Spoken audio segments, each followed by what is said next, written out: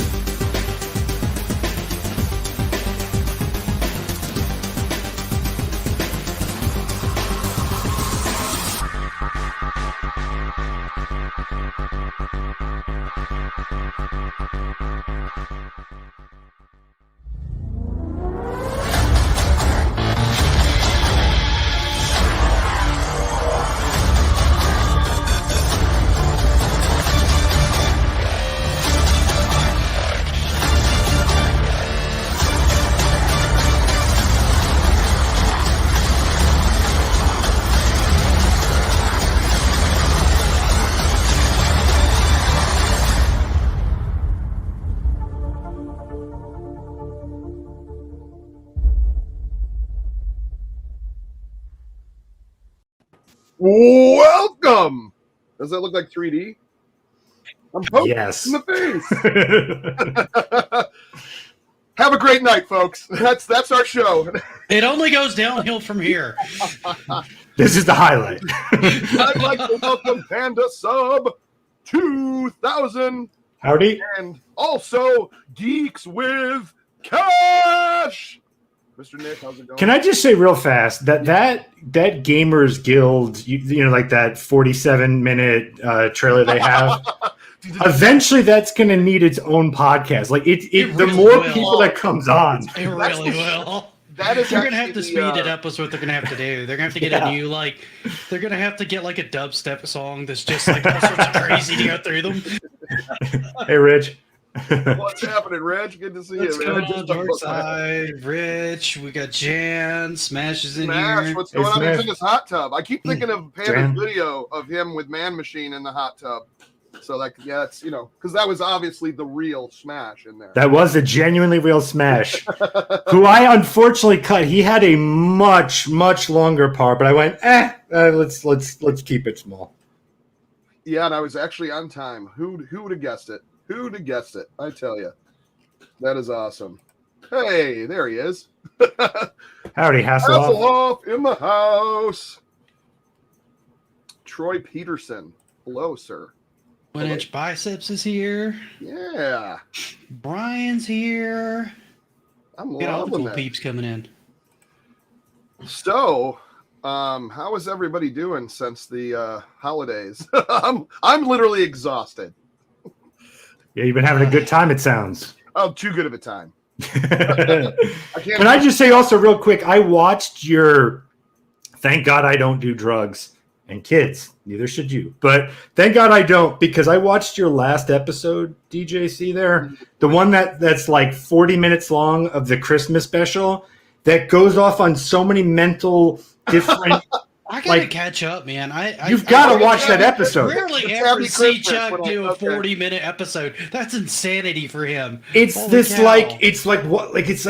because did you write it out? Because it's just this like free flowing form of madness where all of a sudden it goes into this character for no reason, then it goes over here and here. It's all over the place.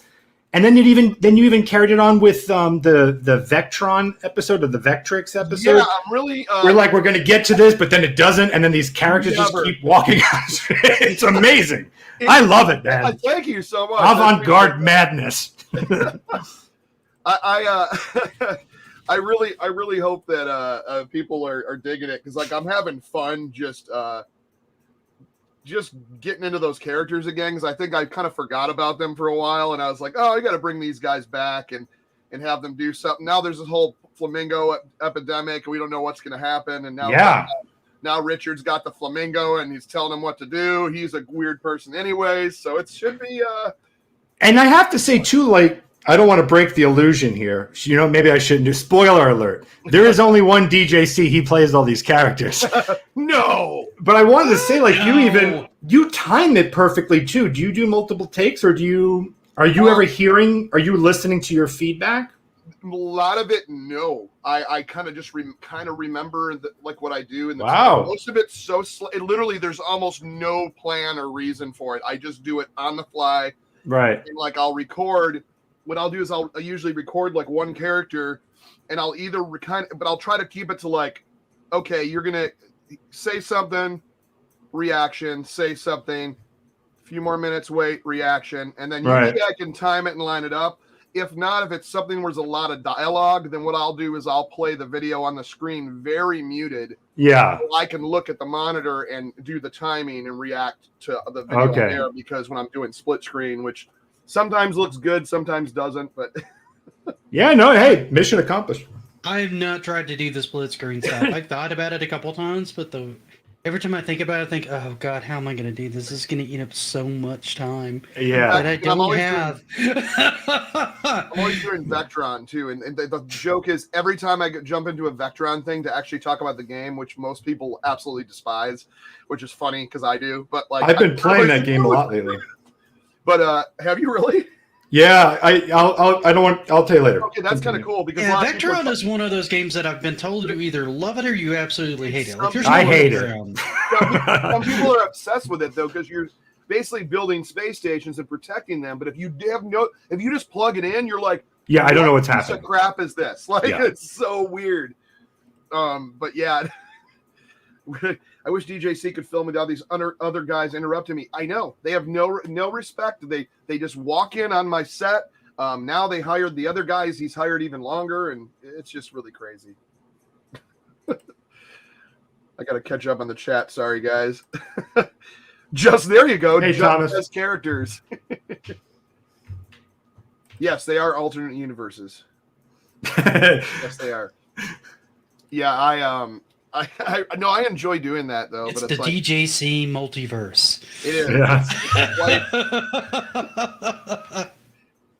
As you see, I kept all my holiday stuff up because I'm so don't want it to end. I've never seen anyone take down things faster. That was the best fastest comment. It was like the first.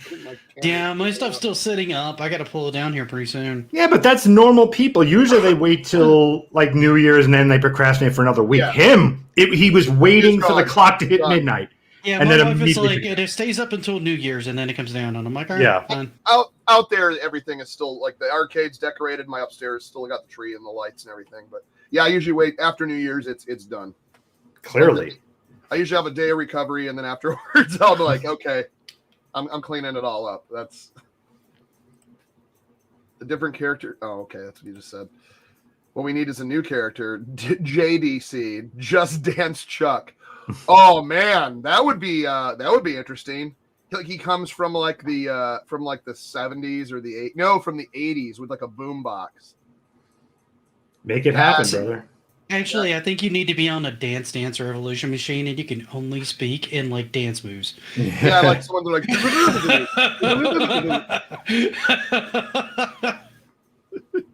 Just Dance. I like that. Oh my god. So what you got? Hannah, you're working on a new episode too. So many episodes right now. I'm working on a lot of episodes right now. Yeah, that's awesome. And one of the reasons why I was playing Vectron, that Vectron? Okay. Vectron, the worst game ever made. Yeah, I don't know if I'm ever going to release it, but one thing I've been working on the side that's been kind of fun is man-machine playing old retro games. Mm-hmm. So it's basically I just jump into the episode and then try to improvise as him. So that was one of the games I was playing and trying to figure out what the hell do you do in this game. I mean, that's you know to read the instructions. Yeah, and do you know the story behind that? Like that. I mean, not that I'm a historian. Go ahead. I remember. I know Papa Pete's told me a couple times about it because he knows a little bit more about it. But like, The gist, like the one sentence summary is that Intellivision approached the creator and said, "Give me something like out of the box." And the guy said, "Are you sure?" And they said, "Yes." And then he gave it to them. And they went, "What the hell? What do we do with this?" You asked for it, and that was it, man. It was just like he said, "All right, I'll go outside the box." Because I know. Well, I mean, trying to do like almost like a tower defense or like a strategy game like that on a system that primitive is making it work is freaking impressive, but that's kind of insane. I don't get it. Like I've read the instructions for it before. God, it makes me want to pull it. I'm going to pull it down. Hold on. Do you know what's the average worth of an Intellivision game? Do you know? All like your Mattel boxes, like the gatefold ones up there, pretty common. You can get them from a couple bucks up to $15, $20. All right. So then how much does Vectron go for? That's what I'm curious about if people bought it. I'm sure you could get this for like a few bucks. Like so it's one of those games that like, did everyone buy it? Was it popular, or was it just that weird game that no one wants, even though it's rare, maybe? I don't even think I think you could find probably 1 million of these things. Okay. This one was I took this out of the box on one of my shows. Man, my camera I dropped it. It's messing up. Anyways, this is one I actually took out of the shrink wrap because I was like, I could easily get another one in shrink wrap. Like, it's not like, but this, I really wanted to get into. Like, this is the weirdest one screen. That's your screen. Like, what the heck is going on in that? It just, wow. And they got far on the back of that box because I only get like one square and then I give up. Like, I do not know what I'm doing. So have you ever read the weird story? I have. So I'm playing everything off of Intellivision Lives, which was a PlayStation 2 compilation game. And the instructions are there, but the whole goal of Man Machine is to just jump into it and not know how to play it. So yeah, I'm not allowed to read it. I'm kind of looking forward to seeing your first episode of this. Yeah, we'll see. We'll see. What's up, Kurt? How you doing, buddy? Does anyone think inside the box? No. The Televisionaries had an episode about Vectron. They were scratching their heads too. Yeah, it's a weird game, man. Yeah, pretty soon I'm going to have to add my camera to the DJC Does Tech episode, which a new episode just dropped today, where I disassemble a Nintendo Wii to clean, and I clean the disk drive and patch up a few other things. So check that out. I got to get mine booted up or just use my Wii U in order to play some of my Wii games. Cause, such a good system, that system. I think both of them are good systems, to be honest with you. I really do want to get the full-on Wii experience working, mostly because I want to... In the new year, one of the things I want to do is start a series on the Wii and how it's not nearly as bad a console as people think it is. Yeah. Right? I mean, it's got a lot of trash on there, don't get me wrong, but then so did the PlayStation 2. So did the NES. I mean, any game system that gets really popular is going to have a lot of junk. It's just it's just how it goes, man. People start shoveling stuff out there because, well, it's popular. Why not? Yeah. Yeah, that's... It's interesting. I doubt we're going to talk about the Wii a lot on this particular show called Amico Forever. Yeah. But one thing I'd love to... Someone brought this question up to me, and I thought it was fascinating. So, Nick, maybe on your show or something, we can talk about it somewhere else. But real fast, I'd have both you guys on one night on Retro Roots at some point, whenever. Yeah, it'd be fun. Schedule. The reason we didn't have many people on this year is because of I always clear it with the other guys because I brought somebody on ad hoc one time and everybody got pissed, and I'm like, okay, fine, lesson learned, won't do it again. But one of the question they asked me is, what do you think would have happened had Nintendo committed to its initial like family-friendly vibe that it was going for? Like if you took Wii Sports and they committed to that group of gamers that they found, typically people who were not gamers, right? What that would have looked like and what that would have looked like for Nintendo moving ahead. So we won't discuss that here, but I just wanted to share that question because I thought it was fascinating. I think that's actually a really interesting question. Yeah. And honestly, I think as we start getting, especially Mike, a little more involved in the Wii, because he's going to be playing Metroid Other M for the first time. It's going to be his first Metroid game. So which is first. Okay, yeah. That should be interesting to see his reaction when he's done with it. I'm really curious, and I'm the only one of the three of us that's on there that's actually played all the way through that game. Right? Yeah, it's a tough one to get through. And it's not because the game itself was hard; it's because of some of the parts that make it drag. Yeah, yeah. But we are on Amico forever. I guess we should. Yeah, we'll talk about that a lot later. Yeah. Oh, you guys done? No, not really. But it's your show, so we should probably let you talk. No, it's cool, dude. So Panda, how you? I really think that it's that it's similar to what the Amico is trying to do now. Is if they were to stay that direction. Well, that's how the question came up. That's how it came up. Big Block says my family actually like. Hey, Big Block. The Wii U, very underrated. Many good first party games. Many ported to Switch. Absolutely. Absolutely. The Wii U is very underrated. In fact, will the new Texas Chainsaw Massacre be on the Amico? Yes. Yeah. Exclusive edition, 4-player. Nintendo wanted to loosen restrictions on the Wii, which is why we have so much shovelware. If Amico is going to follow through with their plan, age rating curation should be a plus. Yeah, I think it'll be what the Wii probably would have been if they kept, like you said, kept going that direction. I got another quick question that maybe you two will know, although I'm quite confident you will not. Someone just asked me this about the Amico, so this is on topic. They were wondering if there's an option to turn off the flashing lights for people who have medical issues with flashing lights. Yes. Yeah, you can. That's options in the options. I believe that's in the options. I'm pretty sure Tommy's answered that before. I on the believe UI, that's absolutely correct. You can. It says you can customize the light, so I'm sure there's an off option on that. So it's basically we don't have an official 100% yes. It is leaning towards really most likely. And if we look back at podcasts, he may have even answered that. That's kind of my okay. Cool. Yeah, thanks. I'm almost 100% that's an option that you can turn that off if you so choose. Yeah. I mean, it's not one I would avail myself of. Mm-hmm. I mean, to me, that's some of the charm of the console, personally. Yeah, no, I would have. How do you amp it up so that I myself start like? Yeah. How do you make it as bright as a sun? Yeah. Right. No, I feel you. It just leaves symbols all over the wall. It burns. Tommy has stated the LEDs can be turned off, and that was an earlier interview. Some games do utilize the lights, though. Okay, so they can be turned off then. So he did say it. Yeah, and Rich is saying it was even in the options menu on the UI vid. So, okay. I can think we can pretty much call that one confirmed. Okay, thank you. There we go. Now, I'm surprised to hear you, of all people, ask that question because they asked me.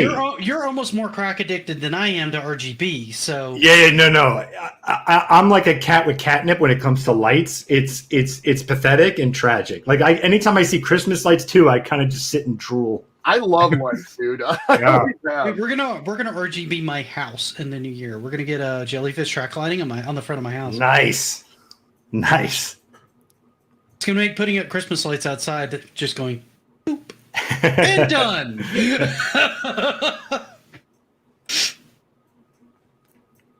I think I just sent it to you, Smash. Is he gonna be in his hot tub again? I hope Probably. So. He's almost always in the hot tub. What if he showed up, but what a great the life. machine robot was with him in the hot tub? Like, wouldn't that blow your mind? Damn it, he's over there. I should get him. I mean, so far away. So lazy. Over there. That's over there. I'm just jacuzzi with my main man, Smash JT.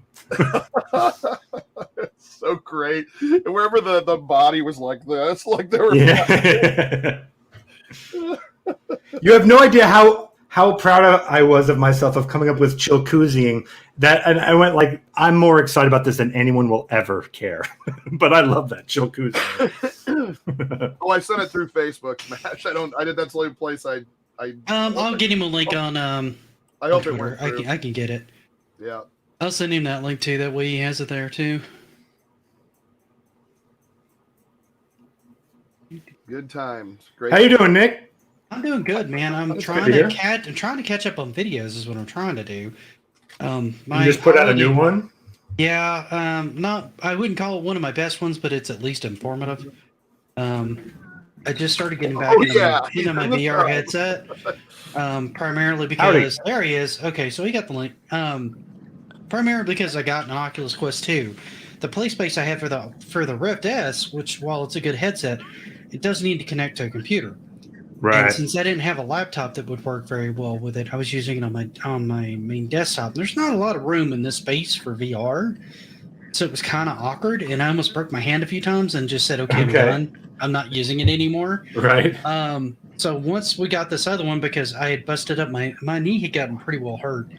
It has been hurt for a while, but it was really stressed out along with my ankle. And I'm like, I've got to find some way to do cardio where I'm not on an elliptical or trying to run on a treadmill or something like that that's gonna like stress it. So I thought, you know what, let's just, and we had a coupon anyway, I'm like, for like 20% off in the Amazon store. I'm like, let's just pick one up, right? So we got a Quest 2.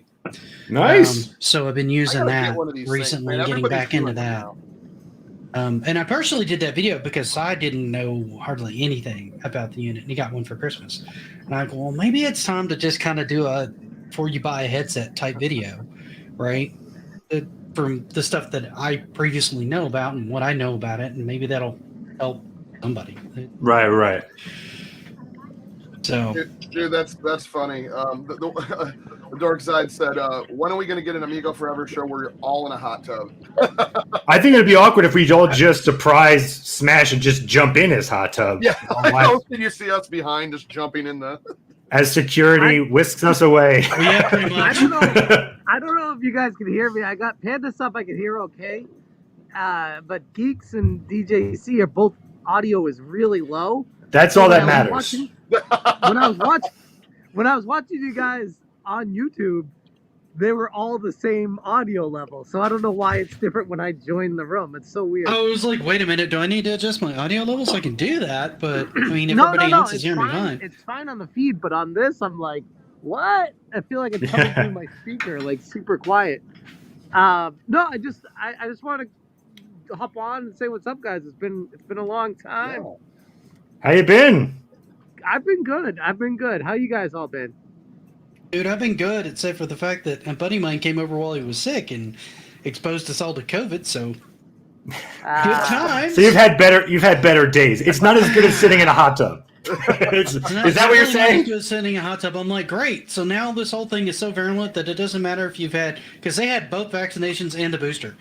Yep. And so we've had both shots of the Pfizer, and I'm like, great. So everybody's still getting it regardless of the vaccination. Thanks, CDC. I'm at the point, you guys already know, I'm at the point where I'm just throwing my hands up right now. I'm just like, this is what, 5 years, 10 years? How long have we been in this? It feels like forever. It's more like 3. It's not quite 10. It's been a while. Okay, but next year it will be 25. That's how fast time goes. And I feel like our life is just like disappearing right before our eyes while we're all so super cautious.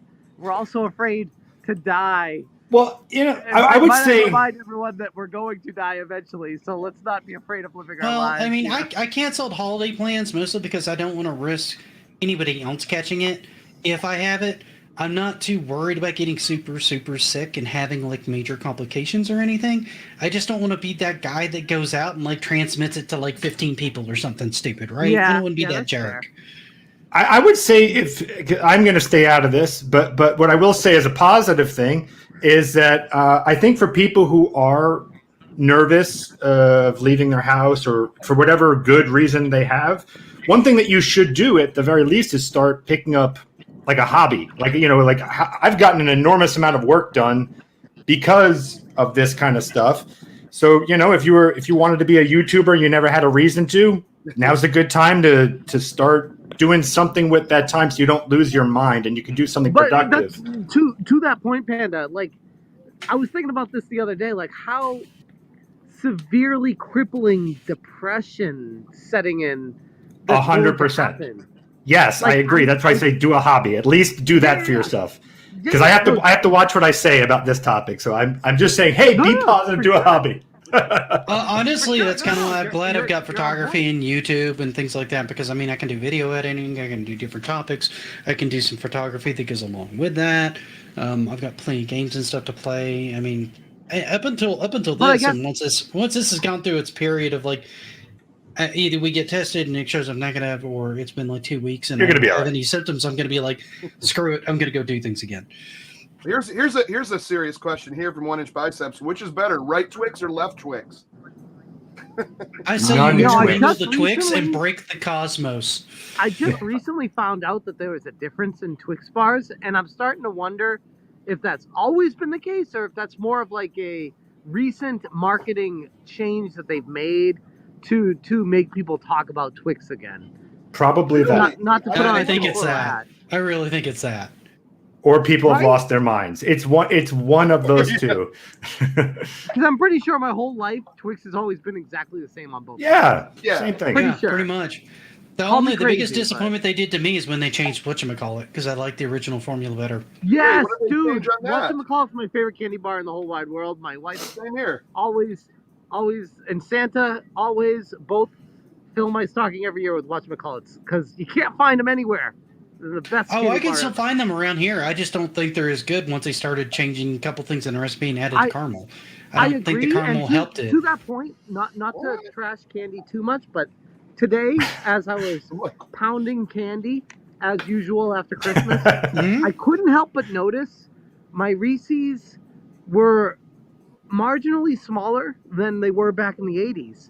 And, Oh, yeah. and it's like noticeable for people that ate a lot of candy like a fat kid like I did. I know the difference. And I'm like, like these Reese's cups are like a third of the size of what they used to be. And maybe it's because I was smaller, so they seemed bigger back then. But I'm pretty sure they just pulled a quick one on us. Tell me I'm crazy, please. Someone. Are you saying anyone- is No, I don't think you're crazy. I Was think it they probably recent? They're did. shrinking everything. They're shrinking. Yeah, everything. they're because Yeah. we know for a fact they are shrinking things. Yeah. But then I get into it. My friend always makes fun of me. He's like, you always say that's illegal, and like literally nothing's illegal. But they do that, and it's like that's illegal. You can't just make it smaller and not tell people, can you? Like, Yeah, you can. You totally can. They did. Cadbury Egg was the first one that started that. People Yes, started noticing. yes. You I remember that? I remember forgot those, what.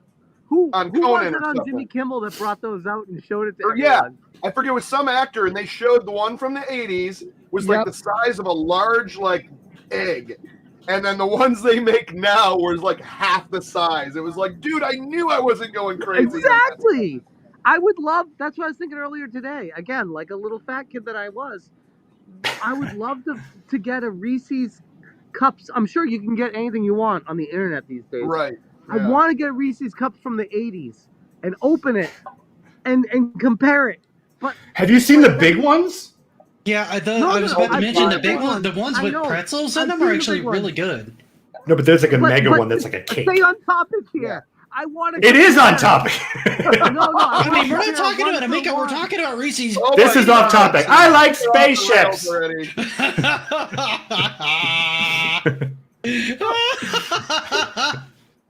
DJC's like, why did we let Smash in here? All things derailing this. Well, check this out. So Cyrus just put this is a great post here. He goes, "Oh my God, are you in a tub of blood? What is that?" Well, that's what I always say. It's just a It's cauldron my of cup of blood. a Hawaiian 5 or whatever you call it. Icy Metal. punch. Cyrus says, I just murdered my Atari 5200, so now I'm the biggest Intellivision fan. I didn't mean to, but I accidentally plugged my TurboGrafx CD adapter in, and smoke still in my apartment. Amico total sacrifice. Oh. Damn.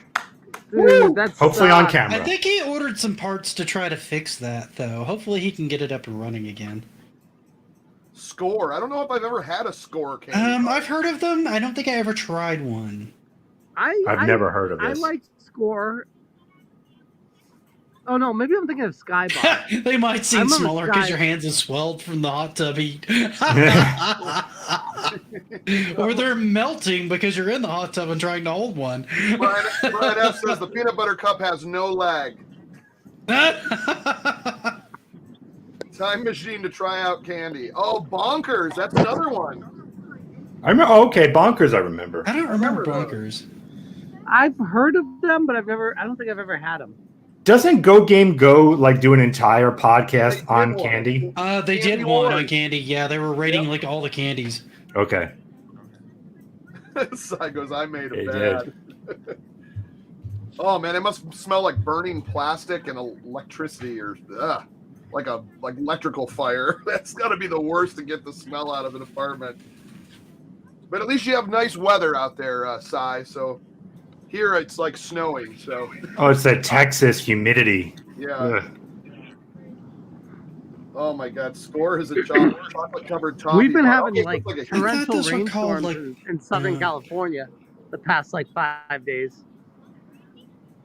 Oh, I know it's rain- crazy when that happens because I used to live out there, and it's crazy when it happens because people don't know what the fuck or excuse me what to do, and then like especially the driving, all the like the cars, fluids, and oils dude, are on the stay road. off the roads. God, the roads are like Slick. yes, people always say they don't know how to drive out here when it rains, but I think the real truth is the roads, being out here for 14 years now, the roads are so slippery because it never rains. So when it Nothing does, gets washed. it's like all oil on the roads. You like slide Yeah. everywhere That's out here. exactly. Coming from a guy who drove in snowstorms in Massachusetts his whole life, it's worse out here when it rains.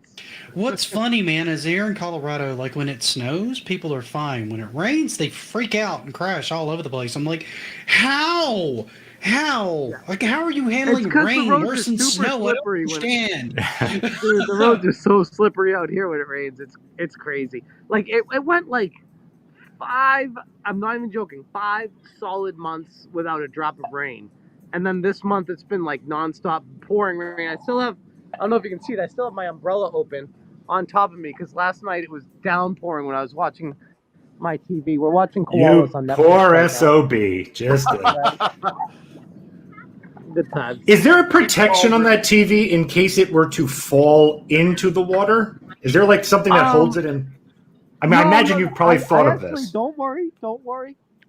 I actually built that contraption myself. Okay. It is a self-sustaining TV stand with wheels that rolls around anywhere in the Okay. pool area. Okay. So you can watch on anywhere in the pool. Nice. And it's pretty cool. That And is. it's got You got a little, nice setup. It's got a little cover. It's far enough back. It's probably 8 feet back from the actual. So cool. The red ledge. is so cool. I love it. Do all of you have a washer and dryer in your homes? I think the answer is yes. Yeah, I do. Wait, Yeah. do I? You have a washer and dryer in your home, correct? Me? Yeah, I imagined you do. You probably Yeah, have oh a yeah, of cleaning course. staff. Okay, so yeah, Oh, Cleaning staff. I have always said in Yeah, life cleaning staff. It's called that- me. For keys that to- if you ever have a Keys to washer and dryer in your successful home, marriage, guys, hey, keys to a successful you win at marriage, life.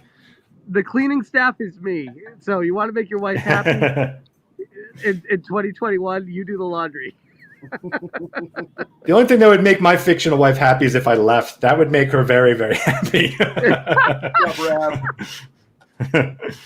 Rab says he's driving home, but wanted to wish everyone a happy Happy New Year, Rab. Rab! Happy When New we start Year. You know, walking, Rab, honestly, I look at Rab, and maybe I'm potentially giving him too much credit, but I look at him He's an as idiot. like, I look at him as like the Einstein of YouTube. Like He is. No, he's a He genius. is so smart, Yeah. and he's so like confident yet casual, and so like just normal, but yet super smart, but doesn't act like it. I love it. Right. I And love that's the that. sign of true. Yeah. No, he's a really smart guy. I'm fascinated by that guy. He's a good guy.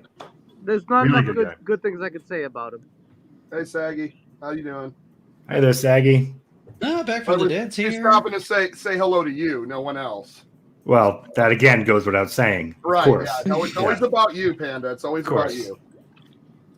Any show he's on. Drama. Okay, Yeah. update here. Cyrus says, I actually think there may be hope for the console itself, but the TV box is definitely dead. I already had an issue with the console. I had to replace a chip that I can't test now. Okay, so the 5200, what a tragedy. Hey, the 5200 is kind of a mess anyway, my understanding. Was From everything I've read on there, it's 5200, kind was of that a the mess of a sil- console. Was that the way the it's built. silver? Was that the silver one? The 5200? Yeah. That's a really huge one with like the big silver like Yeah. front piece on it. It's about Yeah, the yeah, size of a PS5. Speaking of Yeah. the Atari killer, it's the Atari killer. Hey, congratulations. Yes, I- Well, I had to jump Atari on killer. because I heard Nick immediately start talking crap about the Atari 5200. I was not talking. I was talking about its build quality, and then you made it worse by frying every chip in it, sir. Cyrus, are we renaming your channel tonight? Is that what's happening? Apparently, things are taking a dark turn. I mean, honestly, that would be a steel cage match for the ages. The Atari Killer versus the Atari Creep. Yeah. Ooh, no. You know what, Saggy? You're grounded. There. I don't Happy know. New Year's. How you like it? The voice of all voices, join the chat. I don't think that I killed the console itself, but I definitely murdered that box because as soon as I plugged that thing in, I didn't think it would like power up without the other cable going into that little box, but it did. And as soon as I put that AC adapter in, smoke just goes. I was like, "Whoa, what the?" I didn't. I thought I was. Well, why did you do that? It was not on purpose. I see. It sounds like it was on purpose. I mean, No, I just bought a bunch of crap for the damn Atari, trying to fix a controller, and then I popped one of the chips inside of it that controls the power plug.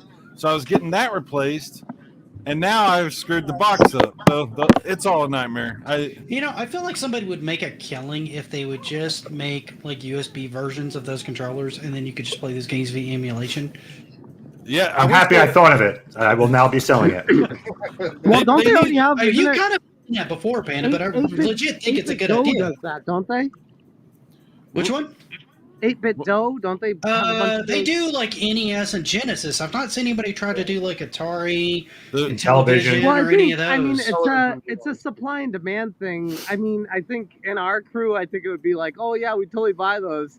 But you're not going to mass produce something for 12 people. Like, how many people actually? No, I understand that. But you can sell them for thousands a pop. So that's my strategy, and that's what I'm going with. If you make 4 and I will of them, sue any of you that go against me. So. I don't feel like you have the funds to sue me, sir. So you are very accurate in your assessment. I remember when I was in college, I bought wireless PS2 controller adapters so that I could play from my bed in my dorm room, and they needed like all this like crazy sensors set up everywhere just to connect. And if somebody walked through, it was infrared. It would literally cut off the feed, and it wouldn't work at all. It was so spotty. I'm like, this is garbage. You cannot have a controller that ever cuts out. It has to work every time you press it, or else it's just garbage. Yep. So yeah, that was a waste of like $60 back then, which is like $180 now or $200 now. It was a lot of money. The thing is, some of those wireless PlayStation controllers and all that are actually pretty good. I've seen some good versions of those. Maybe it's a more modern thing. Maybe they were crap. Maybe they were crap at the time. Oh, like I have I don't know. The old Wavebird. Wavebird is amazing. Oh, the Wavebird, dude. The Wavebird was a breakthrough controller. Like once you had a Wavebird, it was you could not go back. Yeah, you couldn't go back to a wired controller at that point. Why would you? Yep. So anyone has a 3DO, I don't know if you remember this. This is the Docs wireless. You had to plug this bad boy sensor into your 3DO, and then you had a wireless controller. Look at the gigantic remote sensor on that. Yes. Mm-hmm. That's the same. So yeah, it was kind of that same thing. This dongle with this, and you had to face it towards it the whole time. Yeah, you were like had to be like this. Yeah, it was more of an RF blaster for my 3DO. It was wireless because it used an RF blaster. It didn't really use like Wi-Fi or anything. Right, or Bluetooth like the Wavebird. Right. I remember when Wavebird came out. That was a Nintendo product, correct? Wavebird, yeah, absolutely. So there were a bunch of knockoff versions that Mad Catz did later, but the Wavebird itself was definitely Nintendo. Dude, that was so incredible technology for the time. And I remember when it came out, it was like it's Bluetooth, and I'm like, you already knew Bluetooth. It just sounds like next gen technology. I'm like, Bluetooth, what?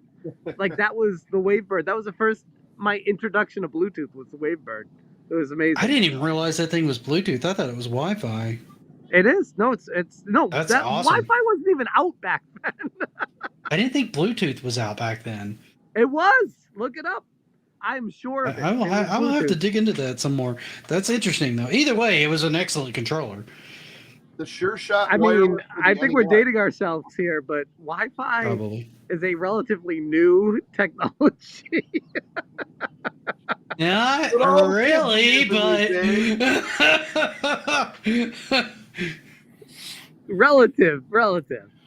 Is this what the show is now? We're debating We're talking about Wi-Fi and the history yeah, of pretty much. That is correct. Hasselhoff saying the way Bird used RF. Yep. Well, no, it's they use technically Bluetooth. I look it up. actually. I'm in my hot tub. I can't look it up. Look it up. Look it up on Wikipedia right now. Somebody look it up. I'm 1 looking inch up- biceps. It was not made by a Cleum. It was made by a Claim. On here, okay. And I guarantee you it's Bluetooth because I remember when we first got it, I would test it by walking to the other side of my house back where I grew Waybird up. controller is a radio frequency based wireless controller manufactured by Nintendo for use with the GameCube home video game console. No, it's Bluetooth. That's a on lie. Wikipedia. It's on That's Wikipedia. wrong. I need to go edit that page. It's Bluetooth. Now try and find a way to segue that back to Amico forever, Yes. guys. Yes. We should probably go back to I Amico. will segue it back. The Amico is Bluetooth. Are the Amico controllers Bluetooth? Yes. Yes. They are. They're Bluetooth. Technically, Bluetooth is radio frequency, though. So- Technically, we're all radio frequencies. There you go. It's all Look, about that's the what I'm saying. vibration. Bluetooth is radio frequency. I'm telling you, I know it. The Wavebird is Bluetooth. I'm sure of it. I'm sure of it. Maybe they're just being really particular with the style of it, but it's Bet your hot tub. Let's do this. Let's do it. This is going to make so many I would- videos. I can offer you this is. rag. It really is. They're going to be like, all they do is talk about the GameCube all night. I'm sorry. I would not offer my hot tub. Sorry, that's the one thing that's hot. But you can get this rag. So it's hot tub for rag. Rag. Impressive. Speaking of Amico, who I wanted to get everybody segue, really good segue there. I want to get everybody's top 5 for the year. As far as I think, everyone here has played it, so that's perfect. So I'd say your top 5 after your. I mean, I went to 2 events this year. I know Panda got to play it for the first time this year. Sai's been to what, 3? No, 2. I'm sorry, 2 events. 2 official.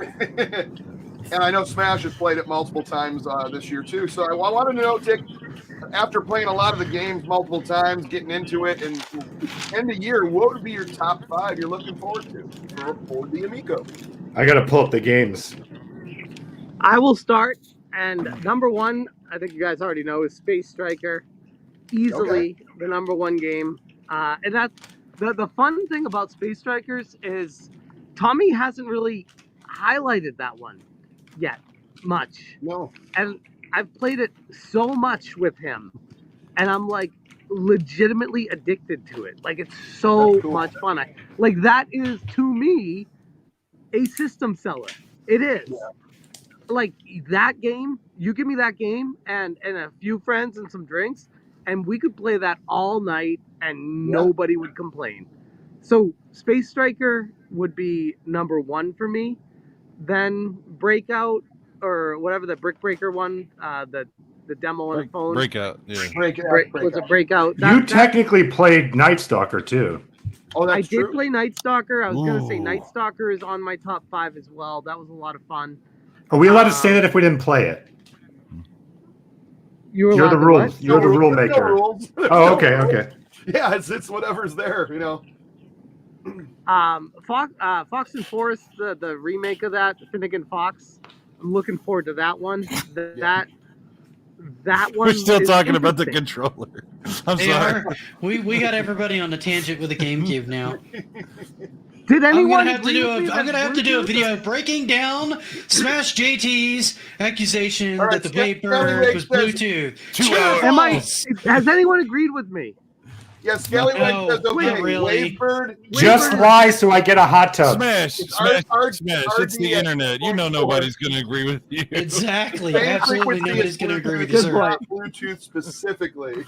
That's what he said. Okay, but it's the same wavelength and frequency, so to me Right. that's Bluetooth. Okay. That doesn't mean anything, dude. I have a Call it Wi-Fi what band you on my wanna call router it. that's at 2.4 gigahertz. That doesn't mean anything. Looks Oh, like here you I'm go, getting a hot tub, but and you're getting a rag. The Pong Show, Benny was out there. He played it as well. He was in that second Boston event. He says top three would be Flying Tigers, Astro Smash, and Shark. I got my 5. I can give you. Yeah, You know another good one, real quick before I finish. Yeah. Biplanes, awesome. Yeah. Very good. That's on my top 5, and honestly, it's not my favorite game personally, but a game that I would really look forward to playing with my family is Shark. Mhm. Like, Yes. I personally was like, meh, it's fun.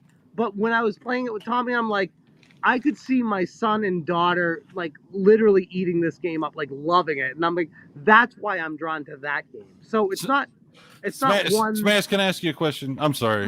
What's up? How much have you invested in Bluetooth? That's what we all want to know. I've invested a total of $0. Zero. And the dark side is spot on. But those are my, I don't know how many I named, but I think those are my 5. Yeah, I named 5. You got about 5 there, yeah. All right, what was it? I'm gonna hop off and listen to the rest of these because my daughter is starting to get a little bit of antsy here, so I need to multitask. But That's I fair. want to say Hey, before I thanks, go, Happy New Year's. I love you all. Happy New Year's. Stay well, Happy stay New Year's, safe, Smash. and Thanks, I can't man. wait for the Amico. Seriously. Heck yeah. Absolutely. Happy New Year, sir. Happy New Year's, my Happy New Year, friend. Take care, guys. sir. Hey, Have a good one. Bye. enjoy your hot tub while you still have it. I totally need to make a Smash JT exposed on the Waypird video. I feel like that needs to happen now. Mr. Mike says Astro Smash, Biplanes, Space Strikers, Dino Blaster, and in big caps, Armor Battle.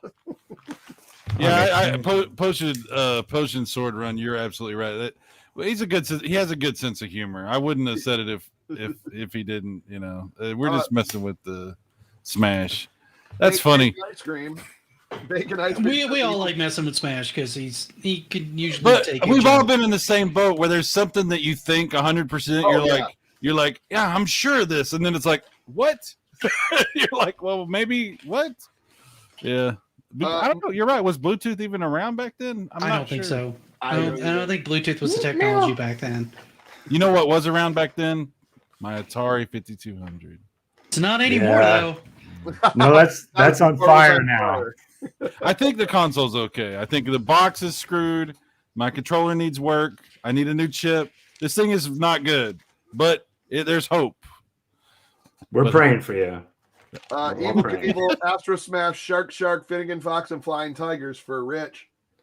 I'll go. I have Knights. I'll actually go in order. So number 1 is Night Stalker. Finnegan Fox is 2. Flying Tigers 3. Shark is 4, and Dino Blasters 5. Those would be my 5. Finnegan Fox is your number 2? Yeah, I really liked that game. I really liked it. I can go next on this, and I'm going to go with a couple of them mostly because I think they're good introductions to the game type, and that's going to be Flying Tigers and Rigid Force Redux. I think those are great introductions to shooters for people that aren't really well versed in shooters. It's a good way to get your feet wet. They seem to be pretty accessible in the beginning, and then they slowly ramp up. Whereas most shooters nowadays, you jump into them, and either you understand and get the gameplay, or you just get killed. And they have that Super second fast. player helper that can't die. Yeah. In Rigid Force Redux, you have the second player helper, which makes it even more accessible. Exactly. Yeah. And then I'd probably throw in. I'm really looking forward to Night Stalkers. I want to see more on that. I want to see more on Cloudy Mountain. Those are mostly honorable mentions. I want to throw in biplanes for like when there's multiple people, because I think that once you start getting used to that one, there's a lot to that game, and I think it's one that people can really dig into. It's a little tricky to start, but as you start getting deeper and deeper in that game, there's actually a lot of strategy there, which I think is cool. Yeah, I like biplanes a lot. And then I got to throw in Breakout.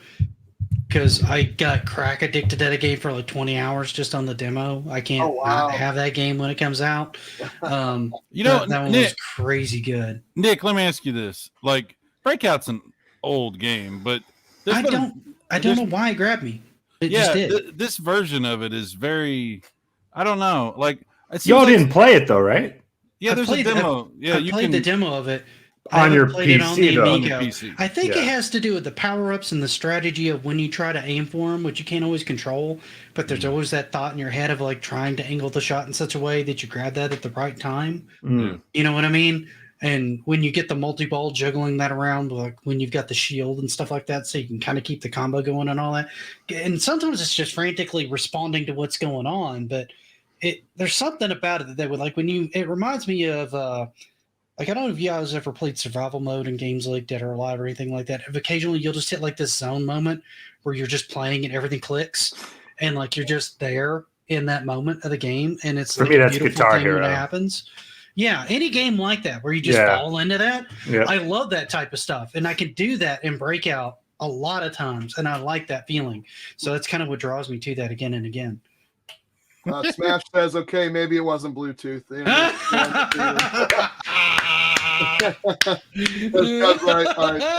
George said the first Bluetooth phones came out in 2001. It was the Ericsson T36. So it wasn't even established until 1998 as a technology. Yeah.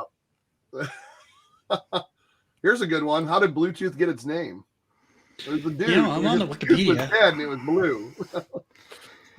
That bad with the guy in the office that had a dead tooth. Yeah, that reeked the office, and no one had the dead tooth, but it's kind of blue. Yeah. Let me ask you guys a question. So no. Oh, all right, never mind. Well, that was easy.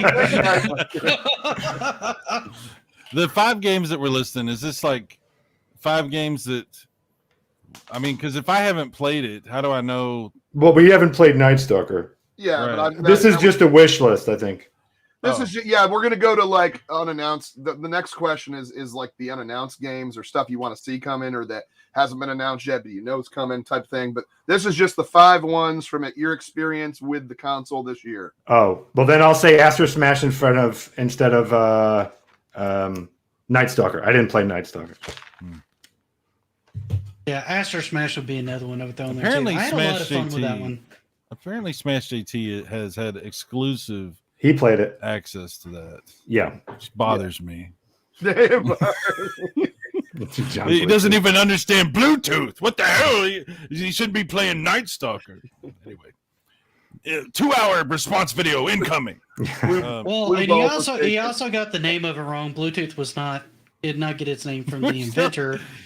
It's weird how we get so hung up on something like this. You know, it's like no. I've been trying to keep the ship steady. I gave up on that. Y'all been talking about candy and all this other stuff. It's got flamingo. I'm just leaning into the crazy. Now we get pink flamingos, and you know what? My world is complete. I don't even know what 5 games I would pick. Like, this is if you played it. Right? I honestly kind of want to buy all of them, even like the little kitty ones, just because. Why not? They're only like $5 to $10. Are the 5 games finished? Yeah, I'm pretty sure they are.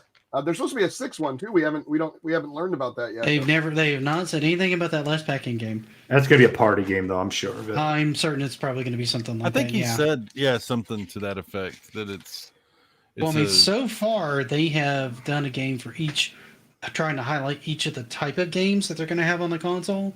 Yeah. So I think the only one that's missing is like a big group party game, like Emoji Charades or something like that. So what's your 5 there, Cyrus? Let's go. Let's do this. Come on now. Come on now. It's like pick your 5 favorite nephews and nieces. You know, it's like I don't know. Like that'd be easy. That's 0. 0. Screw them all. I don't know. I guess Astro Smash is going to be number 1 because it's just it is what it is. Right. For me, biplanes. Mm-hmm. That'd probably be number 2. And Dyna Blaster's actually really good. So it'd probably be number 3. You want me to list off some games for you that you can? Okay, I'm looking at them right here. So he's got about 8 physical ones right there. I know. Yeah. Man, I get Finnegan Fox is on my list too, so that's probably going to be Such a good game. Yeah. See, the only reason I didn't put that one on there is because I've already played 2 Fox and Forest, and it looks like a more accessible version of Fox and Forest to me. Yeah. Yeah, I can't answer. I never played the original. I'm trying to The remember what all original's the good. It's fun. If this one was good, I'm sure that one's great. I'm trying to remember the packing games. Shark. Yeah, I now Astro like. Smash. Yeah, I now like Shark. The Evo Knievel, Shark, Missile Command, Moon Patrol, Biplanes, Pool, Skiing, Rigid Forest, Finnegan Fox, Flying Tigers, Space Strikers, Astro Smash. Flying Tigers has got to be on my list. So Yeah, that'll Flying be Tigers is a great game. That'll round that out. But it's just there's so many games really, and it's funny. I'm sitting here struggling to even remember. There's a ton, to be honest. Like, there really is. The Last of Us Part 2. That I thought looked spectacular on the system. I think it really. I couldn't even remember which AC adapter to plug into my Atari. How am I supposed to remember? Anyway, never mind. Yeah, Bomb Squad's another one that none of us have mentioned that I'm kind of really looking forward to. I think that's going to be a fun 4-player game. Regarding Space Strikers, I've barely played that game. I played that Later, game. Dark Side. There, thanks. You guys that were up there We with played a lot of it. Okay, well, I just right before we were finishing everything. Howdy. What the hell? John's here. Come on, What's John. up? What's up, guys? He didn't fall asleep in his recliner this time. It's because I had off today. So I actually went and seen the new Spider-Man, was extremely disappointed, and then came home. You were disappointed in the new Spider-Man? I got to go watch it still. Yeah, that was overrated. I haven't seen it. I can't comment, but I I will agree with need to John, though. Automatically will Well, agree. you think pretty much everything from Disney is overrated, and I can't really. No, say I'm that sure they're they don't good. have a I'm sure they're formula. good. I mean, they're all kind of formulaic at this point. I mean, they've got a pattern down, and they're going to stick to it. Yeah. I don't want to derail the conversation and just come in here and make it about Again, Spider-Man. you mean? But it's not it's the best Spider-Man movie that Marvel's done. Having said that, I don't think it's like a top 10 Marvel movie in my opinion. I think there's a lot better movies. I just think you It's a just good don't movie. like Tom Holland. I think you're a Tom Holland hater, sir. No, listen. I love Tom Holland. I really like Tom Holland. I loved him in like Endgame and Infinity War. I don't know. The standalone movies for me just haven't done it. Like I said, I don't want to derail Chuck's stream. Well, you already did. So Good night. Sorry, bro. if Emma Stone is in it, then that will work for me. I could watch Emma Stone pretty much any time and be very excited. So if she's in it, I love the movie. Megadan, what's happening, dude? We're talking about your 5 Amico games you're looking forward to, John. Yeah, go ahead and do that because I know you have a major announcement too. So I'll do my. I'm gonna give everybody blue balls here. I'm gonna do my top 5 first, then I'll give my announcement. Did Cyrus finish his top 5 because he was doing his top 5 when I came? Yeah, I'm good. I'm done. He finished it. Astro Smash, Space Strikers, which is what I was critical of early on. I really love that game. Flying Tigers. Are we doing launch games? Because I don't think Flying Tigers is a launch game. DJC failed to give the proper rules. Yeah. This whole thing's falling apart. Any rule of something that you played or experienced throughout. Okay, the so definitely Flying Tigers. I'll put Finnegan Fox on there because I heard Nick say he played Fox and Friends, Fox and Forest, whatever the hell it's called. I haven't played it. I'm actually saving that experience for the Amico. I'm really kind of unsure. Like, I'm excited for that one more because I'm kind of unsure because I did struggle with that double jump with the touchscreen when I played it briefly in Pennsylvania. And then let's see.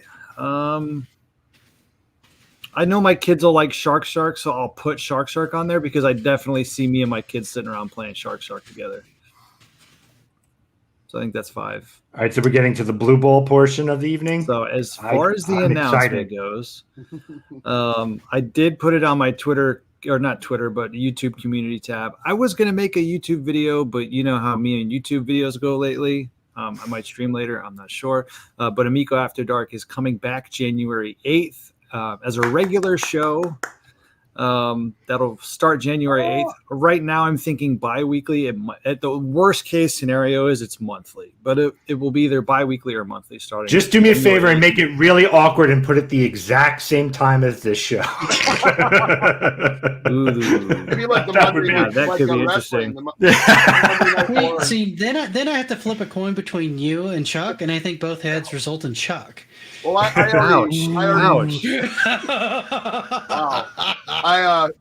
was going to say this actually is Amico Dark's After Dark's original time slot, or at least close to it. So if you were to no, I can't. I actually have an announcement real fast. Bring that back. I'm actually hosting Amico Infinity Wars at the exact same time as those two shows. Dude, please do that. That would be amazing. It's already done. Wars have begun. Dude, I'm so about that. There should be more Amico shows, man. Oh, that's awesome. Well, it's funny because when I started Amico After Dark, Pete was still doing his Amico All Access. Right. And then he stopped and I kept going. And then I took a hiatus. And then Chuck started this one. So the reason why Saturdays is because Saturday nights work best for me. Yeah. I would not be able to do Wednesday nights because I can't make this one all the time either. Half the time, like you guys said, I'm falling asleep on my recliner by the time this one starts. You get old like the rest of us, awesome. Man. It happens. That is awesome. Yes, exactly. Amico After Dark is a lot of fun. We've had some crazy shows, man. The interviews, though, you've interviewed so well. That's that's another thing. So my goal is to get more of those, and I've already been in talks with Tommy to see who we could get on for that first episode. I'm not sure who it's going to be, or even if we can get anyone with it being so close, like coming off the holiday. But if we don't have anybody that first show back, we'll probably definitely have somebody for like episode 2. Yeah. So if you can't get anyone, I can provide you with the genuinely real Tommy Tallarico for a very small fee. I would love that, actually. There is no escape from Rico. Hello, how are you? I love Amico After Dark. It's awesome, man. Is the Amico awesome. Infinity Wars part of the Panda Sub cinematic universe? It is actually, yeah. And most of the episodes is me just trying to figure out how to go live. It's pretty bad. I just saw Saggy and then she jumped off. You guys are going to have so many podcasts, and I'm going to be sitting there, and my wife's going to be like, so when don't you have a podcast? And I'm going to be like, never. I love you. But if all the podcasts could like get everyone's podcast synced together to form like one Voltron podcast at the same time, that would be amazing. I am going to do, and I haven't asked Tommy about this yet, but he's probably going to do it. So I'm just going to say I'm going to do it.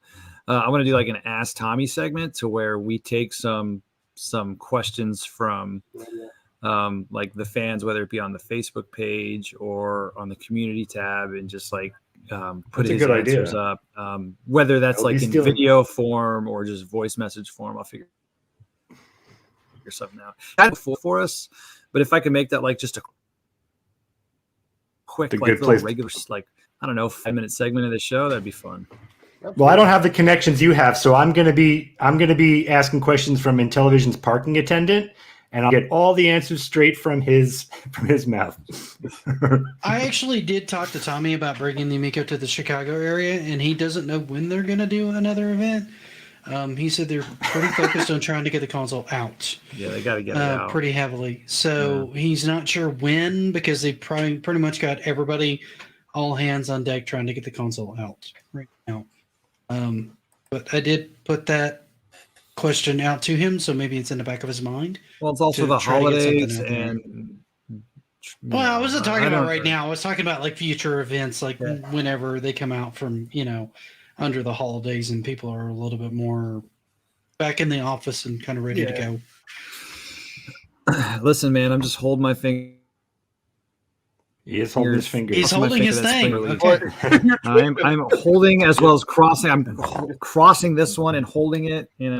John, your video keeps freezing. That's why people are. Yeah, you're like twitching around, going, and then it stops. I don't know. That's weird. Am I good now, or you're good right now? Yeah, you're good now. Oh, okay.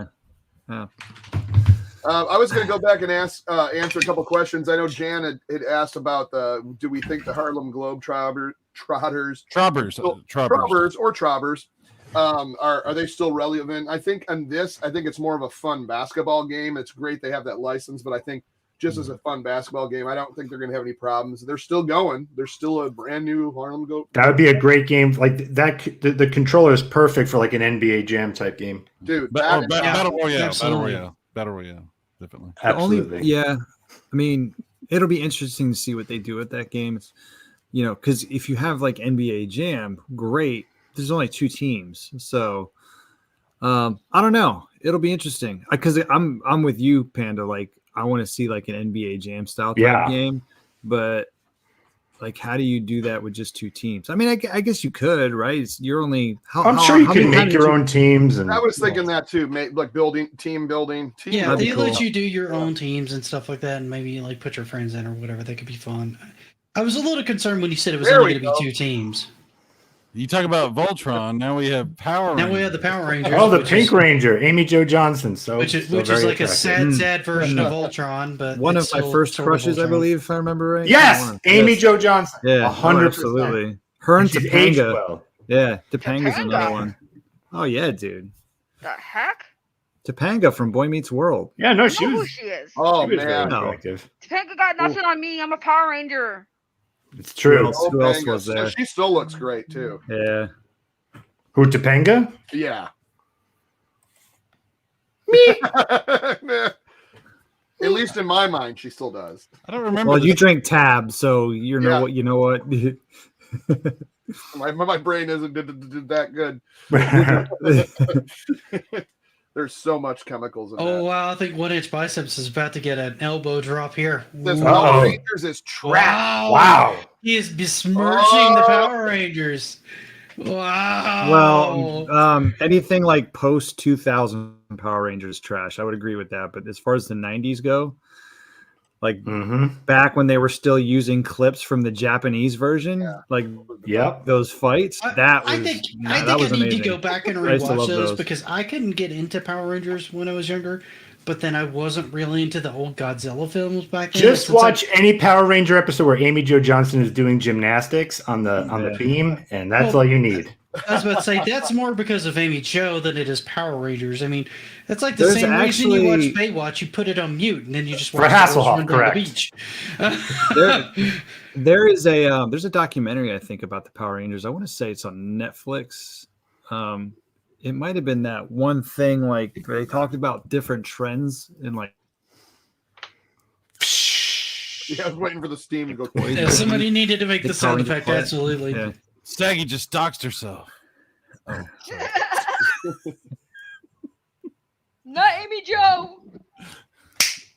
It's even better. It's an even better surprise. TV Hasselhoff. That's because that was from the fucking all those fight scenes were from the Japanese. Yeah. Not all of them. Shows. Not all of them. They did do some of them in the States. That's why they hired people that actually had gymnastics and martial arts backgrounds more than acting backgrounds. It's funny because I didn't know that until like maybe 10, 15 years ago that was the case. And I went back and just had to watch them again. So they didn't they weren't part of the actors union. So they were able, that's why like they were only making like $600 a week to be in this show, which is why the Red Ranger, the Yellow Ranger, and the Black Ranger left the show because when the show took off, they realized like they could be getting more money, but instead they were replaceable. So it was a lot. It was a lot. But dude, I'm sorry. I had a hard time taking that show seriously because hip hop keto. I couldn't eat. I couldn't. Listen, man, it was a total corn fest, and we loved it, just like everything else that was made in the '90s. All right, it was amazing.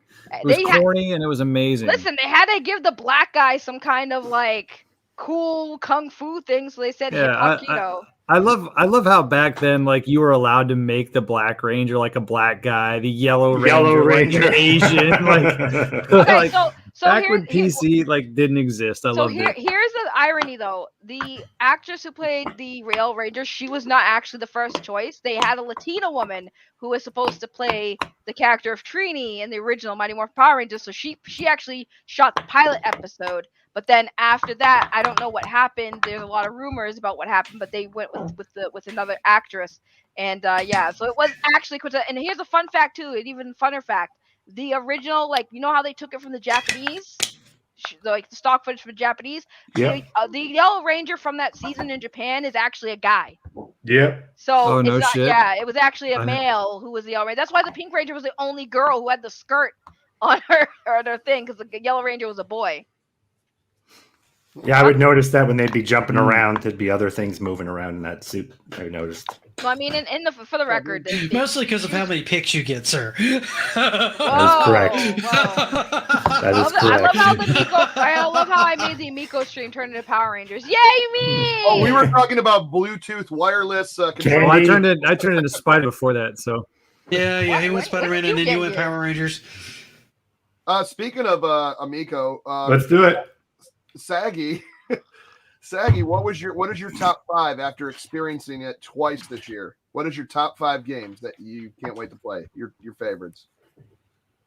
I mean, I already played my favorites. I don't have 5. I have like 2. Well, that's getting clipped. That's a guarantee. That's going to be on a Darius show. I'm sorry. There's not a lot right now that I would like. So if I got an Amico like tomorrow, the only 2 games I can see myself really getting like right now is obviously Finnegan Fox and Space Strikers.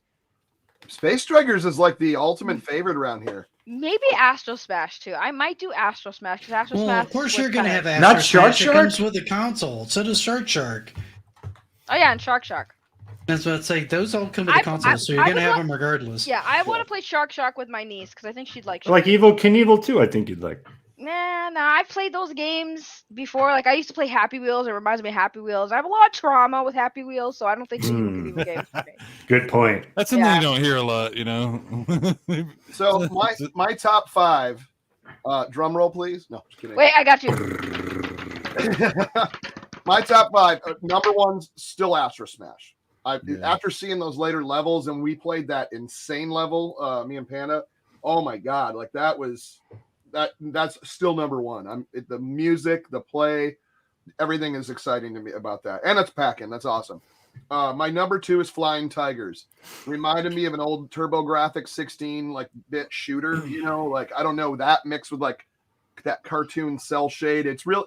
I mean, you've seen it. You've seen video footage of it. It's pretty awesome. Like that. I really like the art style in that one. Yeah. I like the art style. I just don't like I can't get into the game.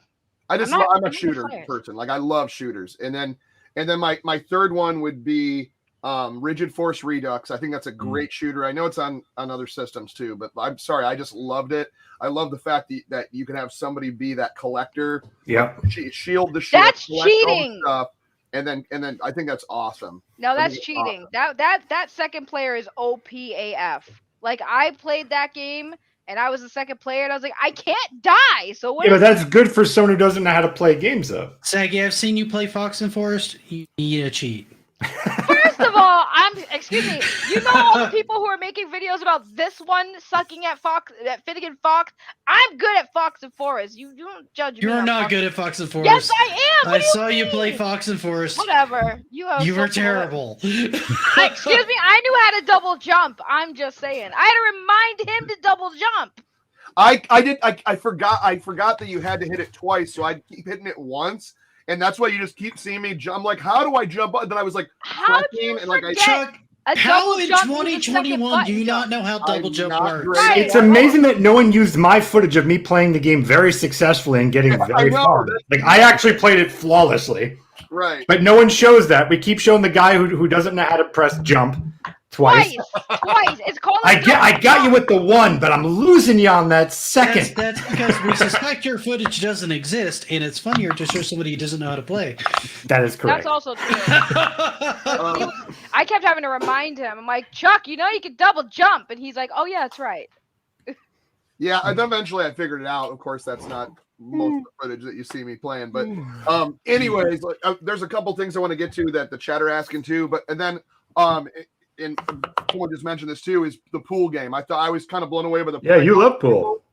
And it was great. I thought that was fantastic. That and Sharks. Do you use for pool? Do you use the motion controls for the pool? How's it work? No. Or you just kind of like pull on the.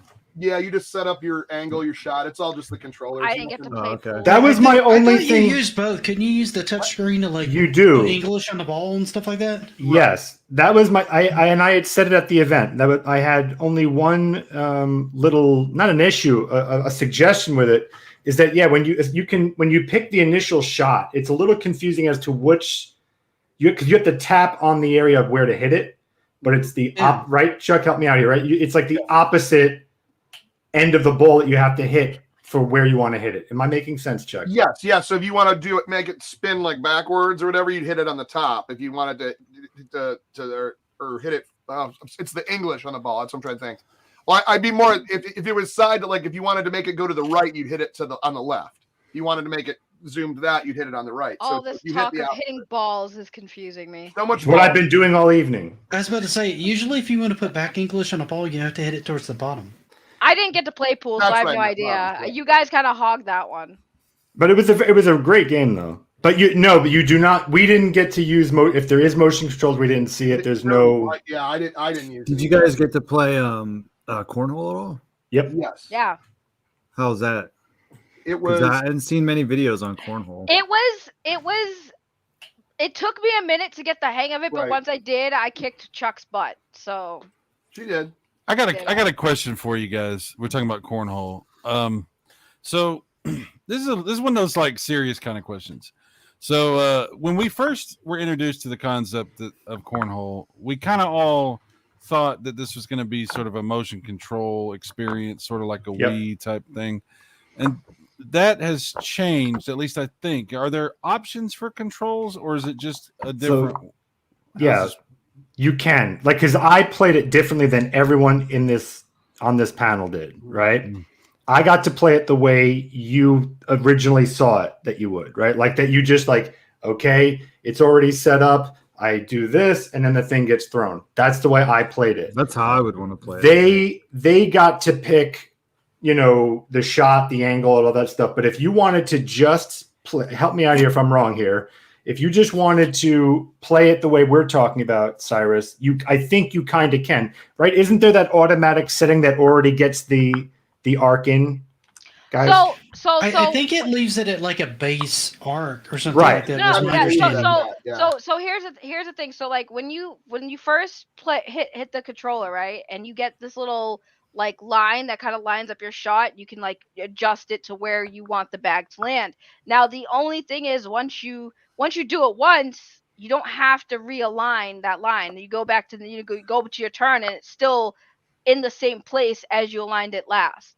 Mm-hmm. So that's the thing. I don't know, because like I said, I don't know how you played it, because I always had it with that. I didn't. Yeah, mine was just straightforward. So I think, Cyrus, the answer is that you can kind of play it however you want. And I think didn't John say that there's like a standard default just arc in it? Am I crazy? I could have sworn he said that on one of the streams. I think so. My thing's twitching out. All I can say is, for my experience, that's how I did it. I literally just stood up, I did this, and it went to, that's it. That's what I was doing all night. Let me ask your opinion about this. Do you think, in complete fairness, that this is simple enough for, the casual type person to jump into and not be confused by? Like, do you think this is the how I played it 100%? Okay. Again, they got apparently a different experience than I did. So for them, maybe the answer would be a little complex. For me, like I said, why is that? You guys were all there for the same weekend. So no, because like a different build, or? No. So what he's saying is like when me and DJC played it, we had a line on the screen that was like lining up our shot, a little arc, and we could adjust that arc with the controller. Now what Panda's talking about is he didn't have that. It was just him using his eyes and brain and just chucking it, whereas we had like a guide. So we had a guide. So was it different because there's an option, or was he playing a different version than you were? This is where it gets confusing because John I could have sworn he said there's a default option that already has that arc set for you, so you can just do this. Right, so it is an option. It's an option to have. I feel like we're already back on Amico After Dark, where I have to raise my hand to try to pipe into a conversation. No. So here's my understanding of how that works. There's two ways to play it. You can just use the default settings and you can just throw the bag. But when you first start up, there's an option to allow you to adjust the angle and things like that. So you can change it to where if you want to try to knock an opponent's bag off the playing board or shift things around, you can do that as well. Yes. You don't have to use those. But if you do want to do more, I guess, skill-based shots to try to change the way the playing field is with the way you're doing it, there's an option to be able to do that. I think you could say it's almost like Wii Bowling. If you wanted to get into the, where you move your character, if you wanted to do that. Otherwise, if you're just a grandma or grandpa, you just want to do this, you could. John Snow is about to pounce on you, Cyrus. He's screaming at me. That's all I'm saying. Just be ready, man. I see him lurking back there. So to answer your question, he's kind of pissed. He's back there just judging. No, he's well, his house is on fire. Jeez, I mean. Right? So Cyrus, I will say this to answer your question. Like I would say for me and Chuck, we would have we'd had a different experience because when it's explained on how to adjust that arc, that would be different than us just kind of looking at it and trying to figure out how to line up our shots and throw. I'd say like as far as that, like pick up and play, because like I said, maybe not so much because like figuring out how to align took me a minute to get used to. Once I got the hang of it, it was easy. But getting used to it at first, it takes a second. I think they should just have an option right at the front. Do you want to play like real easy mode and then just play it the way I was? Because if it was just the way I played, it's cake. It's it's exactly what you thought it would be. Yeah. My understanding is when you set that, you don't actually have to change it. Every shot will have that setting unless you choose to go in there and change it. Yeah. Right? So I mean, if you just want to aim for like the center and leave it there, you can do that during the whole game. Listen. Or if you want to change it to do an angle, you can do that. And then on your next shot, you could change it back to go back to whatever you were doing before. It's just... We didn't really get a lot of time to play around with the settings, to be if that's fair. Like any of the settings and options stuff, we really didn't have to do that. We would just, Tommy would just be like, set up the game and there you go. But we didn't really. I'm kind of concerned that he allowed you guys to have like full control, and he gave it to me as like, oh boy, just let him have the default setting. He drools a bit. He must have saw you get your butt kicked in space. In his defense, you do drool a bit. Yeah, you do drool a bit. Yeah, he gave you a handicap because he saw you get your butt kicked in Space Strikers. So I'm gonna get into I want to answer this question too. And I meant to bring this up the last show, but we of course went off the rails like we always do, like every panel I've ever been on with you guys. To the panel, was there ever clarification the M Games article was critical of the Amico, gave fuel to haters, but I didn't see full article translation. I didn't look for a translation. This was a thing that absolutely trashed. There was complete bias. So it was someone that absolutely hated the Amico, and it was just written to trash it, to be honest. So what article is this? This M exclamation mark. Yeah, M Games article. It literally just trashed everything about it, from the company to what it was, and thought it. And so like when you see, and it was a small production. Yeah, exactly. Who is M Games, right? And I meant to bring up this, which was, hopefully this does not cut off our audio. So this right here it's Film News Baynard has a cool feature about Intellivision, highly respected magazine that appears about 4 times a year, distributed to select people in film and media in Germany and Europe, the rest of the world, producers, blah, blah, blah, blah, blah. So they did an awesome, fully translated article. And if you go to the Amico, Intellivision Amico Club on Facebook, you can check that out. I thought I just kind of throw that up there. Thank you, Betty. Because like that was an actual credible magazine, a big, huge thing in Europe that did this whole fair breakdown on them, the games, the developers, what they've been up to, and praised them on it. So I think that's a little more fair than the M Games one trash article that a person that hates them so much wrote just for that. So what was the rest of that question? Did it give fuel to the haters, or can you bring that back up? They don't need any fuel. Well, that's what I'm saying, and that's what I wanted to address. It was like It doesn't really matter. It's just going to be one of those things where it's a gaming console, just like anything, whether it's Xbox or Nintendo. Like there's going to be people on both sides, and of course, there's always going to be people that are going to be like, you know, just picking things apart or looking for things just to kind of fit their narrative, whatever side it's on. So, I mean, at the end of the day, it doesn't really matter. You know, at this point, everything and anything has been said at this point. So there's really even no sense in really acknowledging it, to be honest with you. I mean, I see an article like that, and obviously it hasn't, like right off the bat, you know, what kind of agenda they have, where they're standing on it. They're not trying to be biased. So at that point, I'm like, I'm just not going to read it, you know?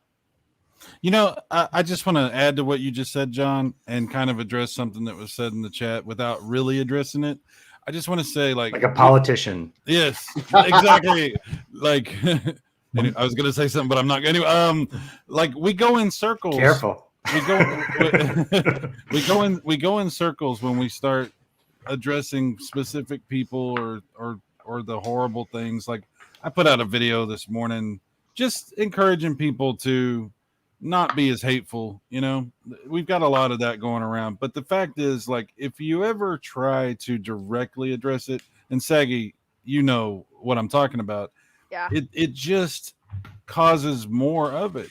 Like every attempt that I ever made to try to talk about these things that happen, these articles or these people or whatever it is, it all just made it worse. So I personally just don't address them or watch their stuff or read their articles because what's the point?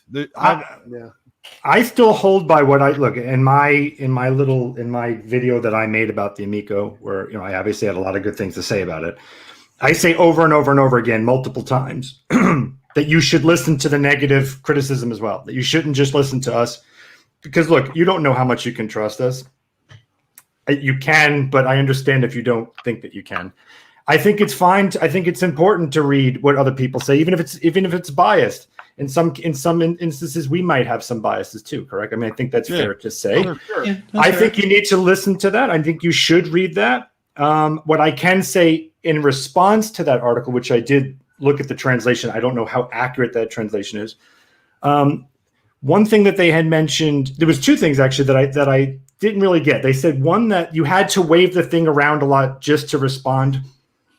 You can actually watch video of children playing it, and there isn't waving around in it that works. So I would take that with a grain of salt. Listen to what that negative thing said, you know, and certainly I think you should play it, but, you know, listen to that negative article too, see what they have to say. But the sponginess, I will say, they said that the disc felt spongy. I actually can understand that. It is, when you first get, at least for me, my experience is when I first got it, it feels a little spongy until you start playing it, then you get how it's working, if that makes sense. Wrong. Fake news, sir. Fake news. The fact that it's a disc that wobbles, it does feel a little bit, and I kind of was even saying that when you first get it, it just feels a little fragile and a little like loose, but then you understand what's going on, and then that sponginess, which I think is too dramatic of a word, starts to feel right. Like, especially when you're playing like something like Shark, where that really, it's like a nice glide. So if you're expecting a D-pad, the firmness of a D-pad, then yes, it will feel very spongy. There's no question about it. You know, but once you play the games with it. I'm going to contest that with modern D-pads. Like, if you look at a normal like cross D-pad on the Xbox controller, or you look at the PlayStation controller, they don't feel any less spongy than that. They feel about the same to me. I still play my Genesis often, and you want to talk about a spongy D-pad? So for me, like, it didn't feel spongy. But then again, I'm still playing Sega Genesis regularly. So I could kind of see, but you felt the controller clicked. You felt that disc felt like firm click, because I felt it was more of like a loose. like a loose feel. But then again, when I played the games, it makes sense with what I'm playing. If that makes sense. Well, Panda. Yeah, it was responsive, and that's what matters. Right. It's just a different way of moving. That's what's. Yeah. I think we've all tried for a long time to explain that the disc has pressure sensitivity, and that almost creates this analog spongy kind of feeling that you have to like adjust to immediately. Like every game I ever played on the Amico, the first time I started to play, I did terrible. It took me like a few minutes to get my bearings, like maybe 2 or 3 minutes. Like skiing was the biggest example of that. Like skiing, I was like, what the hell is happening here? And then it took me like a couple of minutes, and then I was like, oh, okay, I got it. You know, I just saying we've all kind of struggled with that to explain that, you know, because the controller is different than other controllers. So yeah, and I think it's fantastic. I actually like that about it. I think the way that they're doing that kind of cross between an analog and a D-pad is something that could kind of shake up the industry a little bit on how they approach that kind of control. Yeah. Right. I mean, once you actually play it and you get a feel for it, and like you guys have all said, it's kind of impossible to fully describe. Like I can sit here and describe it to you all day, but you're not going to be like, oh, that's what you mean until you're actually playing the thing. But that's my point, because what I'm trying to get, like that little blabbering of word garbage I was trying to say is this. The fact that they're saying it was spongy and the fact that they're saying you had to wave your controller around says to me they played it for about 30 seconds, because like none of that, once you start playing it for a few minutes, that feeling, at least for me, was not what I would ever give a review about it for. I would never say it felt spongy. You play it for a little while, you understand what it's trying to do, and then you connect with it. And again, I love it. I would never want to go back to another traditional D-pad ever again. That's how much I really liked it. So you don't want the D, is what you're saying. You don't want the D. Well, I wouldn't go that far. All of the D. Well, I mean, if I was going to play something like, say, a fighting game, I might want a more traditional D-pad. I'm sorry, I forgot this was an Amico After Dark. My bad. That's about the only time I could think of that I would want to move away from that for controls. Really? I don't know. Like I played Chun-Li all the time. Like those moves would be so much easier. See, no, I would not be able to do a fighting game on the Amico. I mean, I would have to see, but have either of you guys played Finnegan Fox though? Yeah, I played it. Oh, you did? Yeah.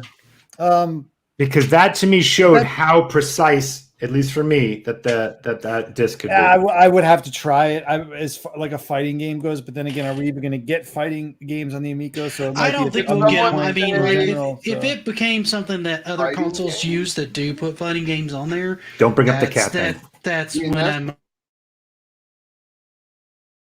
I knew it. What the fuck was that for?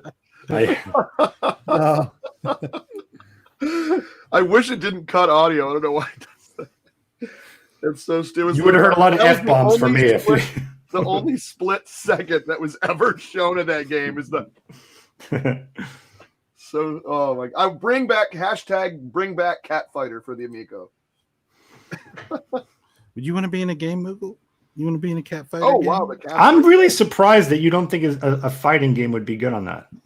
Granted, you're like the fighting master, Nick. So I wouldn't call myself like a master on it, but I am particular about the controls, and I know what I'm going. But isn't the idea that you can like do half circles so much easier on that? Well, what I'm worried about is stuff where you're doing, like, say, like a dragon uppercut or something like that. Yeah, but see, I had no problem with that. Even like a 360 might be a little weird on that, even though it would roll kind of cleanly. Yeah. It looks like I love this controller more than everybody. That's what it looks like. So bring on the hate. I mean, there's tons of stuff that would work really well on it. I just don't know about that one. I'd have to play with it and see. Mm-hmm. But then I honestly didn't think a hitbox would work until I played with it, and then I'm like, oh, well, that makes sense. I don't know why, but this makes a lot of sense. I lost my disc. I was going to pull it out. That's what she said. Whoa, God, you added ISC after that. I heard something very different. What does one have to do with the other, John? Seriously. Mine is impossible to lose. It's just that magnificent. Wait, Jan has a question. What is the cat game they handle? Are you talking about... F and kill me. Okay. Donuts. And Ashcan, I agree. The best way to do fighting games is either to use like an arcade stick or to use like a hitbox. Those are the two best ways to control those games, in my personal opinion. I've seen plenty of people do it with D-pads, and they would probably tear in through most of us because they're just good at it. It's what they're used to. You know, there's some fighting games that might work with it, like polygonal fighting games. I don't know. Maybe there's a lot of different types of. Cyrus, speaking of fighting games, I played that balls game I got on Sega Genesis. That is a weird ass game, man. That is a really weird game. I don't need to know about you playing with your balls, sir. That's a really old game, John. That was like the first one of those. That was before Vector Man. It's fun for about 30 seconds. That's about it. And then I turned it off. It was an experiment. We'll just say that. Like most of this is. Speaking of Amico, unannounced or unfinished Amico games that you just one single game you're looking forward to that's either maybe unfinished or being worked on or hasn't been announced, but you know it's coming out. I have two that I want. They haven't been announced. I'm going to say mine. It's just the one. It's Bomb Squad. I cannot wait to. Wait, but that was announced. Yeah, that one was announced. Unannounced or unfinished. But what would be unannounced? Does that mean something we would just make up? Like, how would we know about it? So it hasn't been announced publicly, but maybe we talked about it on here or. Okay. I'm just saying nothing that's like firm on their launch. I see. Date. But like we know, like MLB is coming out, but we've seen a quick thing, but it had okay, not finished, stuff like that. I'm just saying the Bomb Squad game is something I am super excited about. See, I want to see Ladybug come out on it because my mom adored that game. Very good. The other one that I want is I really want to see He-Man come out on there, and they've had it on the older television. I want to see one on the Amiga. Like based on the new He-Man or whatever, or just on He-Man in general. Will he make any appearance in that game? You know what? I love that. You make a He-Man game with no He-Man. Yeah, honestly, I don't think Revelations is as bad as people are. I didn't going shade at it. I made a little. I mean, it's pretty good. The other one, I take a little bit. I just don't like the stylization on the other one, although it's an okay show. I don't think either one of them are particularly bad, but I would probably base it more on what I know from my childhood. But if they were going to do a new one, they would probably base it more on the CGI one because that would appeal to kids more, I think. Hasselhoff said mentioned Utopia. That's one we know is coming out, but it's never been announced. But Tommy mentioned that they are working on it. I'd say I want to say Night Stalker. That's just too boring an answer. So I'll say Cloudy Mountain. I think that's the one I'm most looking forward to seeing what they do with it. So can I address the chat for like a moment? Oh man, can we stop this? That, can we stop this now? That's my fault. I shouldn't have said anything about what was going on. Hockey's a good one too. What happened? Well, I've been reading it for a while. I wasn't even what was going on, Sire, until you had brought it up. Just going at it, and hi, I'm Sag. You guys need to just fucking stop. Well, I missed something. Well, now I'm not. I'll have to ask later. This is not the place to talk about this. Do this shit on Twitter or on your own respective channels. This is not the place for this. Thanks. There we go. Darkwing Duck HD. That's my problem of not ever seeing the chat. All right, so that'd be cool. Darkwing. Did you ever play that on TurboGrafx? Like the worst. No. It's on Genesis too, isn't it? No, it's on NES and Turbo. NES, that's the one it's on. I think I've played it. It's not as bad as everybody says, man. But I can't be trusted. I'm a Turbo shill. So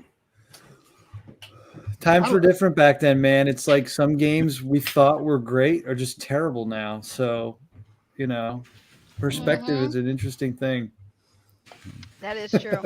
I don't have any perspective. I agree.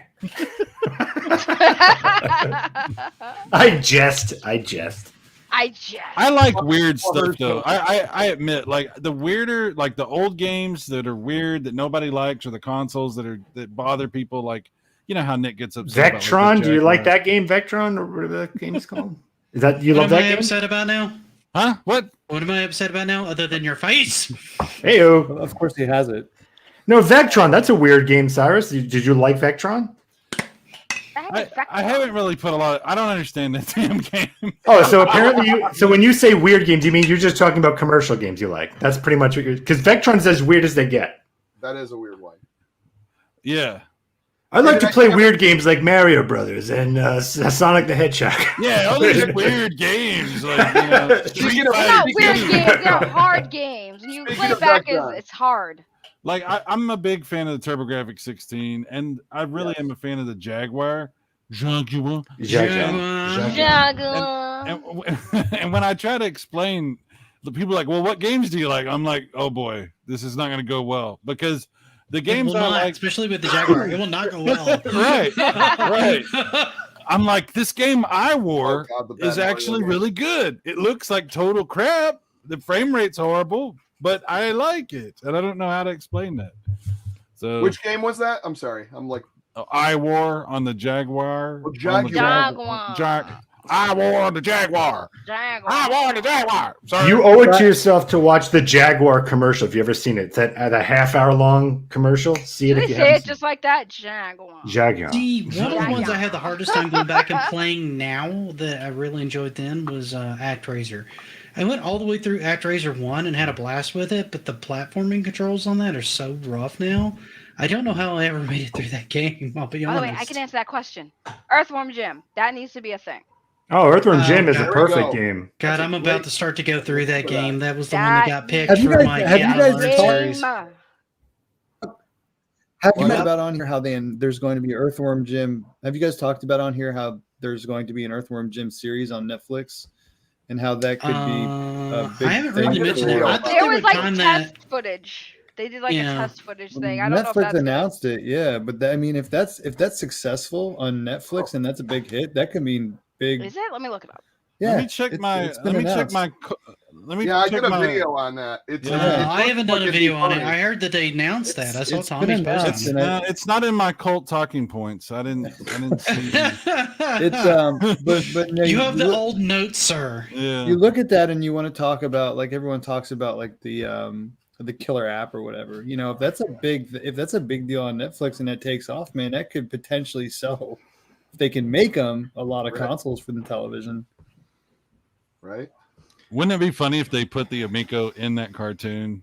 Like, it's they're bringing the 1995 show to Netflix. That's what I'm reading. Oh, the original, like, yeah. Yeah, Well, I'm reading someone's that. making a new series. Someone's doing a new series. That I know. Well, they said that they're doing an Earthworm Jim TV series skip ad. Earthworm Jim TV series in development for Interplay Entertainment. Yeah. Did you see Potion's comment, Chuck? Oh, sorry. Did you see the test footage? My friend saved his money for a year to get a PS1. One get the Jaguar with 25 games. He was at my door wanting to borrow my Saturn for his Jaguar. Nope. Them is fighting words. All right, Cyrus, you got to pick one right now. You have to destroy one or keep one. Which one are you keeping? Wait. Saturn or Jaguar? Wait, hold on. Mary F. Kill. You're the Jaguar, the PS1, or the Saturn. No, if we're asking Cyrus, it's TurboGrafx, Saturn, or there you go. Or Jaguar. Don't do that. I need to just interrupt.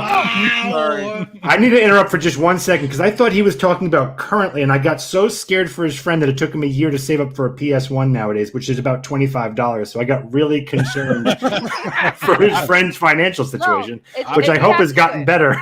Cyrus, Mary F. Kill. You have to pick one. What are the three again we're doing? John. Saturn, PC Engine, and Jaguar. Okay, so who are you marrying? TurboGrafx PC Engine. Yeah, he's marrying who are you screwing? And please film it. The Saturn. The Saturn, so the Jaguar. You could kill the Jaguar. Well, you've already killed one Atari console tonight. That's true. Oh my God. Sir. Where did that come from? Wow, shots fired. My jaw is on the floor. Like, so is your Atari game, apparently. So is your Atari, apparently. Wow. Wow. Okay. No, see, the thing about the Jaguar is I know it's a bad console, but I still love it. Hey, I love the I think 3DO. most and people love don't it love so the much. Jaguar. I love the Virtual Boy. The Objectively 3DO knows is that not it's a the bad best console, Chuck. It The was the 3DO game is not that a. made for it. Well, even the games weren't bad because you had a lot of like PC ports for the 3DO. By the way, I found out something amazing about the 3DO, and okay. Cyrus didn't know this. Yeah, So I messaged him yeah. the other day. There's an entire Interplay 3DO porn library for the 3DO. Did you know about this, Chuck? Yes, there's Oh, tons of like- porn. Yeah, there's tons of porn apparently for the 3DO. Tons. Like I had Wait, never known, and they're that's all I had a okay. catalog that I they're was all like game- live Yeah. live action, like Night Stalker or not Night Stalker, like Night Trap. Like yeah, Night like Trap. Night Trap. You're Yep. lying. I swear to you, Sag. You're lying. I gotta look Yeah, it well, up. the plumber one, It's right? It's And the FMV plumber, yeah, porn. plumber. Yeah, That's it's funny. That's the FMV top porn. That's Yeah. awesome. There was actually, what's that company that? Well, I mean, it was like an '80s, '90s. It was '90s company. I'm sorry. Was it Vixen or what was the name of that? Like It was that- probably Vixen Yeah, they did a ton of game. I don't gonna call it because I remember that. A ton I of remember. porn. I remember Vixen from the beginning of my dad's VHS tapes. Vixen rings a bell on everything. It was like warm back. In the Oh, he 90s. froze. He froze. Oh Now he's my back now. God. Hold on. Pause. He had Okay. that- DJ answered too fast. That's right. Because I had Pause. it. Because I was an 18-year-old kid, man. I was buying them. You know, like I was like, These- cool. these- I'd order them. These titles: American Blonde, Channel Blonde, Cheating. Hold on, talk Hot slower. Rod. Hold I on. had American Blonde. Good. I had that one. I don't like blondes. Wait, American I love where this Blonde, conversation went. Channel Blonde, Cheating, Saggy's getting on eBay right I now. need another drink for this conversation. Hot Rocks, Intimate Journey, The Naked Reunion, Steamy Windows, I'm Saggy downloading just- all of these right now to burn from. That's just about a fart. Voices in My Bed, and then Winner Takes All. Wow, winner takes all. Saggy No, there just- was also one that was like puzzles. Like you had to do a puzzle and uncover different like centerfolds. Like, yeah, There's it had, tons of puzzle those pieces on the Steam front. now. Like ever since I bought like Dead or Alive 6, like all those things. I'm going keep on popping ROM up on my Hustler feed, right and I'm now like, to see what's available. What's to going download. on? Endlessly. Immortal Absolutely, Desire. Oh my God, these were on the 3DO. Endlessly, I had that one too. All these pictures. Oh my. Love Bites. This is a vampire one. Oh my. Saggy just became a retro gamer. Now You Saggy wants a just gonna go buy a 3DO. 3DO now. Yeah. Guys, there is a game that is just. There is titled the Sex. internet, if you guys want to use that. It's called No way. Sex. It's just. Oh my God, they have pictures, more pictures. Oh my Lord. I'm going on CD Romance right now, and I'm gonna download. half of Supermodels these. Go Wild. I think I had that one too. The Coven. Oh, that's cool. Coven. Why is there a picture of bacon, by the way? That's Coven. It's like a random And picture then, of yes, you bacon. can send your Wii drives to me. I just did a tech video on how to repair and clean a Wii disk drive, so please check it out. Virtual Vivid Sampler. I Why had am I- Vivid. That's the Vivid. name. That's it. Vivid. Yeah, Yeah. I had that one like, too. hey, my birthday's next week, by the way. Release date 1994. Wow, these titles did not age well. Oh my God! I didn't see this picture. Whoa. They show the whole. Wait, what's that? one? Hasselhoff. John's writing all these down. The Coven. I literally am. So how's about that Amico, guys? Eh? Oh my goodness. That's not on here. It's called the Coven. The Coven, John. The Coven. COVEN. Yes, the Coven. Oh. Yeah, the Hold on. picture's on this side. This is Later, on a. Hasselhoff. Have a good night, man. Oh, Heard the you- website's called nerdbacon.com. Take care, sir. I heard you can Bye, get these. Hasselhoff. I heard You you can gotta get send me these. that link so I can look these up. I heard you can get these type of games on the I'll Switch let the chat also. continue the Yeah, illegal yeah. discussion I while the know. panel researches porn. All right. I didn't believe him when he said that because I remember I didn't believe him when he 3DO said is an it. amazing machine. Dude. I didn't believe him. I was like, there's no way there It's a was very porn on a magical gaming machine. console. It's the 3DO. It's the 3DO. Yeah. It all makes sense now. It all makes sense now. Wow. Oh man. Jesus. Oh man. Holy crap. Red says, Amico After Dark, always with Saggy's on. My name is Saggy Melons. What do you expect with a name like that? Wow, So nobody. Before we go, I want to get this in. Top gaming memories of the year, and I'm going to go first on this. It's absolutely the Pennsylvania experience when we were over John's house. Like that's meeting almost everyone here for the first time. It was just, I could not stop smiling that whole weekend. That was my absolute favorite. Second to that, obviously, would be Boston because I finally got to meet Panda, which was amazing. And that's second. That's second best. Apparently. Absolutely second. Yes, you did not make first. But second is the best. So. If you're not first, you're last. I was saving the best for last. No, but both those events were awesome. I kind of wish everyone from the first one could have also been at the second one, but it was cool to see Rab and Saggy again. And then obviously to meet Panda was epic. And memes, I saw memes there again. Oh yeah, cool. He lives in Boston, doesn't he? But this year, those experiences of seeing everybody in person and hanging out and playing games and just the conversations were just epic. Who's next? Who wants to follow that? I could go. I mean, it almost feels like Boston. It almost feels like that event was so long ago in Philadelphia. It feels like it was longer. Because it was. We need to do that again and like soon. I missed that time period. I mean, as far as stuff going on my channel, there's been like a lot going on there that's been great as far as that goes. So this whole year, especially for my channel and the community and meeting all you guys has been, you and everybody else that I've met in the retro community has been phenomenal. It has been an outstanding year. I mean, it sucked in real life, but like as far as YouTube and meeting people, it's been amazing. I have a feeling that's going to be a lot of our answers. Like for me, it was Boston. Clearly, that was great. Yeah. It was great to finally play the system. It was great to finally meet Saggy, some other guy that was there, I think, who doesn't matter. Yeah. Whatever I pick second, I'll mention DJC, that SOB. But no, it was great seeing DJC, Saggy. It was great to meet Tommy. This year for me has been amazing in all the people I got to meet because of my channel. If you look at my first Howdy Amico episode, I actually mention people that I looked up to, and I've been able to meet all those people through this. And I've had amazing conversations with them, with many of you. And I've even made friends with some people who are in opposition to the system, who've been wonderful as well. So I've met a lot of great people. It's been a lot of fun, and everyone in the audience has also been fantastic. So it's been a great year for me in gaming. I'll say that. That's awesome. Yeah, I would say the same. Meeting everybody for the first time. We've kind of been through a lot this year. A lot of drama, a lot of tension, a lot of craziness, a lot of ups and downs. But getting to meet everyone face to face and like really building that connection this year has been amazing.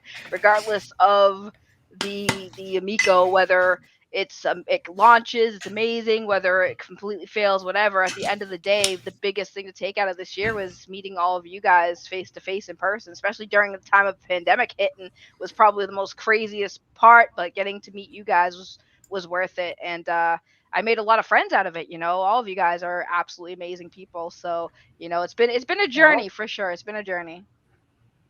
That's cool, man. Someone needs to awkwardly say that the worst part of this year was meeting everyone in the car. That's what I was going to say. It was a letdown, really. It was just a giant letdown. Finding out how freakishly tall Mike Mullis was.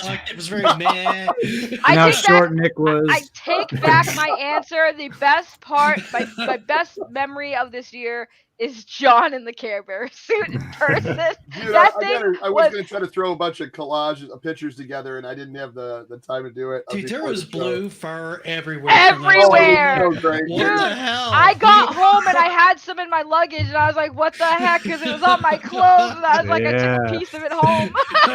All over your clothes. That thing was hot, too. Like, when he was on it and I gave him a hug, that thing was smoldering hot. I don't know how he could put that on that already hot basement. I was only in for like 8 minutes. I wasn't in it very long, if you remember. Dude, I think he lost 5 pounds in that 8 minutes. He did. He looked a little thinner after he got out of it. lost a lot of water. I look like Cartman after he got hung up on that cross for a few days. Oh, Hey my guys! God. Hey guys! Fuck you guys! You know what's funny is he's really looking up all those games I just listed off. I can I'm tell. right now. I found that website you Like, were I on. remember I'm how the trying to zipper find got and none of stuck. them. Oh, that's right. I had to get you out of the suit. Remember the zipper got stuck? Oh, that's right. He totally got stuck. I remember that. It Look, was listen, gonna be if forever. Chuck wouldn't have got me unzipped, I was ready to get cut out of that thing. It was so hot. Oh, I do remember that too, because I was trying to. We were all Situations trying I to get it have off. no recollection of. Oh, it was Yeah, no. a So crazy, Panda. crazy So night. you saw his Care Bear costume. He had it on, and it was already smoldering hot in the basement because of all the people there. So he was in the Care Bear costume, and then when he tried to get it off, the zipper wouldn't unzip. It was stuck on the fabric. So he was literally stuck in it. Everybody was sitting there trying to get him out, and you could just tell he was fading fast. Like he was red. He was so red, and he was just like, I just want to get out this. I'm dying, and we were all struggling. Yeah, he was about to lose it. Yeah, It he was about to lose bad. it. It was pretty bad. He And was I have so I- much experience with fur and zippers that I got him right out of it. not Chuck's first rodeo and zippering a furry No, suit. not at all. I just want to say that last night, that end of the night after the banquet, that was, to me, that's definitely the best time that I've had in gaming probably ever. I mean, a bunch of friends from all over the country getting together to share their love of video games, their hope for the future of a new little, console. And we were all there. Tommy was there with us. We're all meeting each other, learning about each other. There's so many really fun moments that we're all reliving right now. Panda obviously wasn't there, but That's why it was a fun evening. I'll tell you that. you will be at the next one, Panda. It'll just bring it down, really. Yeah. So yeah, aside from Panda not being there, it was amazing. Oh, I It thought was you were gonna say the amazing. White Claws, Kyrus. I thought that was the best. Oh, wait, you yeah. didn't remember? You didn't Yeah. remember that? That couldn't be a memory. You never I was about to remember. say, Fucking Care Bear at outfit. one point when I walked up, I thought Cyrus had have more than a few because he was like having like this emotional, like deep talk listen, section, and I'm like, listen, "Are you no. okay, dude?" Here's the thing: when people saw Cyrus on that stream, like going off, like I don't think people understood. Like Cyrus was still having the time of his effing life that night. Like even though during that stream he was going off and stuff, he was happy as hell. Even though he was going off on that stream, Well, he was having a great time. No, it was great. There's a lot of context that I feel like would make all that make more sense. But yeah, you're right. The reality of it is, it was just a great night. It was a great night. We all had such a great time. It's something none of us will ever forget. Oh, I found it. I'm sorry. This is like ADD, the podcast. Go on, Like go I on, found Cyrus. the cover. Did you find the cover? Spaceships! Yeah, I found it. Okay. No, you read Bob. Cover. Why is the cover the one you were looking for? What was so funny about the White Claw thing was, like, I hadn't eaten all day and I'd been up since like 3:00 that morning and flown on 3 different planes, and then had to deal with Mullis not understanding how GPS works. And, yeah. You know what's funny? Another shocking thing: Mullis is surprisingly freaking tall. Oh Yeah. I was not expecting him to be like friggin' a 6-foot basketball star. Like he had the height of an athlete. I was looking at him like, I was not expecting that. Like I was very shocked at everyone's height. Even you, Cyrus, you were tall too. I was like, I wasn't expecting. I think it's because I'm so used to seeing you all sitting down, so I just assume y'all are short. And when I see you in person, I'm like, oh yeah, that's right. Mullis is like a friggin' giant. He's like 7'5", I think. Dude, he's not- so freaking tall. Like he is 7'5". very The tall. other one that really surprised me was Max. Like, I just saw Oh, him, yeah. like, Yeah, oh my Max, God. right. Max is really tall. I expected Max to be short, but no, I think, Max could scrap. Like that dude's big. I was like, Max is built like a tank. I was People like, don't even damn. know. I don't Yeah. think, man, you're Nicest right. guy ever too. Like It was really strange. It's so surreal when you get to know people on the internet and then you meet them in person and you're like, because it just, it's just interesting how we build I'm up certain that these- was most reactions to me. My reaction to you is like, "Yay, my online father, love me, love me." As she bent down to hug me. You were exactly as I pictured, adorable. Chuck is just a boss. Like I said, when Chuck was around, especially in Boston, I was with him and Panda the whole time because I'm like, no one's messing with me. I got Chuck here and I got Panda here. No one's messing with me. I'm good. We kind of were like the three amigos kind of walking around. Like it was kind of funny. Like and a shout out to Atari Creep that was there too. Yeah, Atari Creep. Up a lot of that too. Mm-hmm.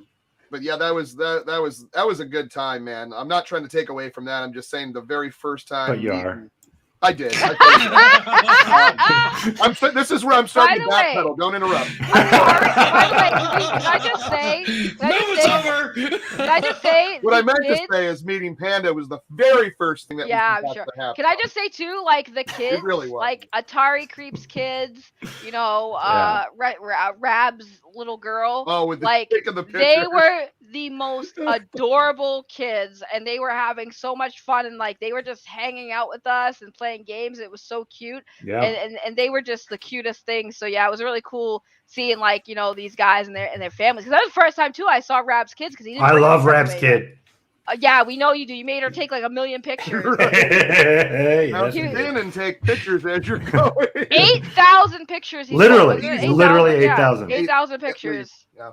Dude, she was rapid fire and shooting pictures. Like it's not like she was taking one picture. She would look at something and hold down the friggin' capture button and just. She was with Uncle Anarchist with her that night. Yeah, it was pretty bad. It was really bad. It was pretty bad. I felt bad for Rab. I'm like, he's gonna have to delete all those pictures.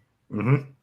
That's awful. And he has an iPhone. So happy that you took all those pictures just to get rid of I love anarchy. Absolutely. He did. He was taking around the shop finding things for her to take pictures of, and it was just like I'm sitting there like, he's gonna have like thousands of pictures in his phone. That is correct. Yep.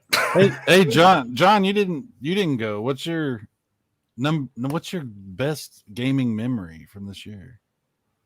Oh, it was definitely the Amico event, like hands down. I was going through pictures. I was like, he just said hit freeze again. I'm really like, an introspective moment. I don't know why I keep freezing, but no, it was just meeting everyone, man. I never thought I would actually meet you guys in real life, like, so that was like really cool to do that and then hang out and play games with you, and hopefully it like. We expand on it. Maybe we do something in 2022. Wouldn't that be something, as Tommy would say? Wouldn't that be something? But you mentioned something, didn't you? You said there might be maybe. I kind of did, yeah. I'm pretty sure that was public on Twitter. It was definitely public. So if you follow me on Twitter, you know what the fuck I'm talking about. I'm gonna have to go follow me on Twitter. Dude, I literally post on Twitter and never read. You don't follow me on Twitter? I'm kidding. Of course I follow you on Twitter. Kidding, of course I follow. I don't, but I'm not on Twitter, so.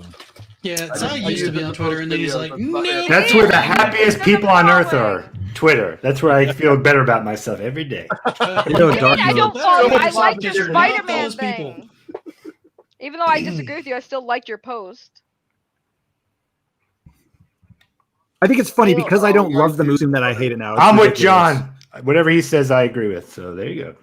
So you agree that Spider-Man was crap? Was Emma Stone in it? Never said it was crap. Where did I ever say garbage? It was crap? I never said it was crap. See, that's the thing. Like, this is how movies are. This is why I don't get into movie discussions, because I'm not hoo ha ha. This is amazing about Spider-Man. I'm labeled like, oh, he hates it. Like, I nowhere ever. Like, even my buddy Chris Kamikaze, who's been on my channel a few times, he's like, I miss it, by the way. He's like, I don't know why you. Bro, where did I say I hated it? I said I thought it was a little overhyped. It was the best Marvel Spider-Man movie, but it was not a top tier Marvel movie. Like it wasn't. Listen, John, if you don't say that it was the best movie of the year, then you're a friggin' hater, and we're shutting you. You're out. That's how the movie community is, Saggy. You're out. That's how it is. Watch a little independent flick called Submarine. That's what I'll say. That was a good movie. I already kicked you out of the Amico cult, so. No, you didn't. I lead the cult. I'm second in command. No, I kicked you out of the cult. You're second in command. Who's first you have yet. Who do you think? It's Tommy, our leader. You have yet until you lead. until you lead a successful This has gone off the mutiny rails. against me, it's not happening. Yeah, you're not allowed It's to have mutiny. a reasonable, thoughtful approach to anything. This is the internet, sir. Listen. All This is the here, internet. all here. We're gonna do this now. All here who says that Retro Bro will be booted out of the cult until further notice. Say I, and all of you better say it, or I will kill you. Wait, how many other people can I put out of the cult? Just Max and Retro Bro. No, I brought Max back in. You can't bring him back. You're not Yes, I even. You're did. in suspension. You're suspended from the cult. See how Saggy just makes things up? Have you Good seen her attitude. channel? This is what she does. Wait a minute. Whoa. Pause. I don't just make stuff up. I just overhype my. Hey, Chuck, passion. want to talk about the Amico? How you doing? Like Damn it, you're off the I really cult. enjoyed our experience playing it. We should do a video. I agree. We should probably. Panda, you're off we the should cult. probably have a podcast about the What is Amico, all guys. this noise behind us? When's Amico After Dark coming back? When are we making a comeback? January 8th. Ooh, is that official? Yes. Okay, it better be official because I don't want to hear a post saying I can't do it, or else I'm gonna find you. I'm closer to you. There you have it. I will come to your house and I'll boot it up on your computer myself. And Amico Infinity ... Wars will also be out. Yeah, the you exact have. same day. You know what? 1 Inch Biceps makes a perfectly valid point here. She hasn't pre-ordered the Amico. She doesn't decide or call the votes. 1 Inch Bicep, are you like snitching on me right Do now? you You're even out the Founders cult, Edition too. pre-order, bro? Dude, you Right? snitch, Founders bro. and VIP. What a pre-order. What? snitch! You know what they say about snitches, right? Uh-oh. Wow. Listen, and the 1 Inch message got Biceps is redacted. my muscle Uh-oh. I feel like you should have What? left that one, sir. I feel like that was valid. 1 Inch Bicep. I thought we were bubble tea buddies. What are you doing to He me right now? retracted his message. He did. He totally retracted the message. That's what I thought. 1 Inch Biceps. You know what? You know what? It's still The on bubble tea in the StreamYard. I mail. think it just needs to go be like shown and unshown repeatedly for the rest of the stream. He just snitched on me so hard right there. Good. Totally Thanks did. a lot. We're trying to kick this guy out. We're trying to usurp him from the second in command and put me there, and you're sitting here ruining So, it. Panda, when are you doing your podcast? Oh, Amico Infinity Wars? It might actually be more organized than January what we're doing 8th. We'll actually talk about the Amico. now. Will we? We will. Wait, we're going to talk about a console that the podcast is about? Are you serious Crazy. right Talk now? to Miko. We Am I already allowed to talked do about that? Miko. This is downtime. This is downtime. This is playtime. Listen, There we you talked have about it. the 3DO. I'm gonna call it time of stream death. Was at 2 hours ago. Right. 2 hours ago is correct. This one is quite the interesting one if you're watching on replay. This I was wanna- this podcast organization was dead on arrival. As soon as I showed up, it was dead. Sorry. We're warming up for Amico After Dark. There it is. It's Yeah, it's it's a the warm-up. pre party. We're getting So ready for everyone it. have a That's right, great the New secret Year. Amico Wars. Amico After Dark is coming back officially January 8th, which is a Saturday, I believe, right? Yep. And then we will still be going here with Amico Forever on Wednesdays. And then anyone want to plug anything before we get out? I think Retro Bro found enough things to plug Yeah. on the 3DO. I will plug because I always plug. So, Panda Sub 2000, go there on YouTube. There's lots of content, Amico or unrelated, doesn't make a difference. Go there. If you go to the top of my page where it says "Welcome to Panda Sub 2000," you'll see all sorts of shows, and it'll be hopefully a lot of fun. Also, if you actually go to my Twitter, which is Panda Sub 2000, and just look around there, there'll be a link on how to do After Effects. It was a gift I wanted to give to the community on how to get started with visual effects and animation. That is a free gift. It's unlisted, so you got to go there because I didn't want it for clicks or anything like that. It's just a little happy gift for everyone. It'll get you started. It's an hour and a half, and that's my plug. Have fun. I've been absolutely praying to have enough time to actually go through that video because there's a couple things I want to do with that video as far as making some intros and stuff like that I want to kind of go through that before I start pestering you with questions. Yeah, well, anytime. The questions, you can bring them to me anytime you want. Oh, I know, but I figure I should watch the video that you supplied first and not be a total jerk. I just want to go directly to the source. Can I plug Nick's Mega Man playthroughs? Like, I haven't watched all of them because I haven't beat all the Mega Man games he's trying to beat. Like Mega Man X2, I've never beat it. So Dude, I I don't want struggle so hard with those games.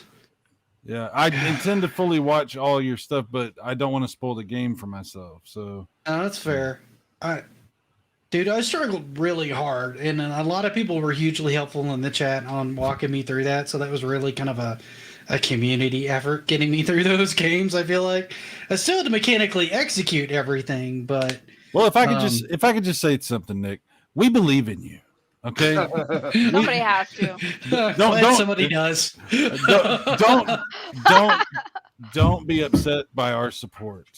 We believe in you. His videos suck. Stop concern trolling, Cyrus. I see you. What? And Nick's next will be a no-death run in Ghosts and Goblins on the NES. Oh man, no, actually, Earthworm Jim's the one that won that. Ooh, so nice. I'm going to be starting on Earthworm Jim. I've got a couple things going on the channel. I am going to, if you guys follow me at Cash Geeks on Twitter, I'm going to start posting some of my videos that I think will go over better now that I have a larger crowd. Like the Metroid video, I feel is criminally underwatched, and I think that's a great video. So I'm going to be putting links of some of those up there that I think probably have a crowd now when they didn't have a crowd then, that I think you guys will enjoy. These are some of the, probably going to be some of the better videos I feel like I've done that I'm going to put out there. Yeah, guys, if you haven't seen Nick's mini docs and you don't mind being talked down to, definitely watch it. I'm working on another one of those, actually. It's going to take a little bit to do. I'm working on an Xbox one because I wanted to do one for that. I started doing one on Methods of Attack for the Game Mechanic series and realized that one needs to go way further down the line, so I started working on a different one. So that might take me a little bit longer to get out of Game Mechanics than I wanted to. I wanted to have one the first of the year, so it'll probably still be in the month of January, but I don't know when. I'm going to start the Can I Learn series again. I put it up for vote, and majority of the people, once I did the math on it, voted for Earthworm Jim. And the reason I had to do the math on it is because I had 2 polls, because it wouldn't let me do 6 choices. So I had to do one for Genesis and one for NES. Dude, you gotta play.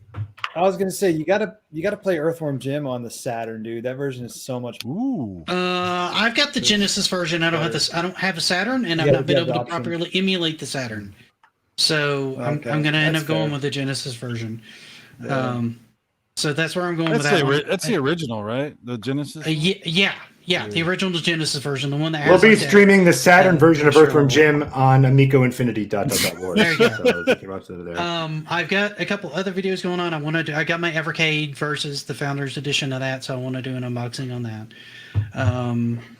And I'm trying to think of what else I'm doing right now. I did drop a new video today on like some things to kind of know, or if you're new to like VR and VR headsets.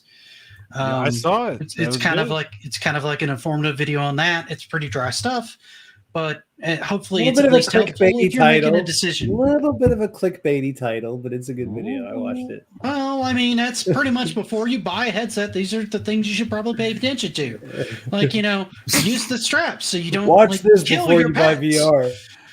Watch or die. Watch it or Hey, you gotta get clicks on it somehow, and it obviously didn't work because it's only got like 30 views. So it's a good video. Karma's a thing. Nick does quality content. I do my best on it. That was kind of a one shot that I tried to work into something that I was. So retro dude Carl, you have to. So the first boss on Earthworm Jim, you have to like jump behind him and shoot him from the back. Watching Cyrus try and do that the first time on his stream was probably one of the funniest things I have seen in the last 2 years. I was like when you were saying, I'm like, oh yeah, I think I had a really bad. You're like, I don't remember John having this much trouble trying to, because I had streamed it like 2 weeks before he did. Oh, he froze again. The second one's much easier though. Oh, the first Earthworm Jim is the real bitch. Yeah, the first Earthworm Jim's a real bitch. The second one is much better. Like, dude, I've never made it through the first stage on Earthworm Jim. Like, no joke. I've never made it past that first stage. Oh, I can get it past the first stage. That's kind of why I put it up there. Is I've never really gotten very far in that game, and I want to do better at it. Is hell in the first game or the second game? First. So I've gotten it's the second level. Okay, so I don't think I've ever cleared hell. Third. Yeah. Yeah, it's like the second or third level. Any other plugs? No, I'm a drama channel. Don't subscribe to my channel. Don't come watch me. I cuss a lot. I swear a lot. And I'm always talking about crap that like 90% of the people who watch me have no idea what's going on. So do not subscribe to Saggy Melons with a Z because I am an awful garbage YouTuber. Thank you for your time, and y'all have This a is her lovely online night. father. I endorse this message. Yeah! Honesty, baby! Honesty! I don't know why I'm a monetized channel, but here we are! Well, it's 15 minutes since we killed the broadcast, and it's not killed, and it still hasn't died. So I'm going to end it here. Have a great New Year. I love y'all. Happy New Year's. Happy New Year's, everybody. See ya.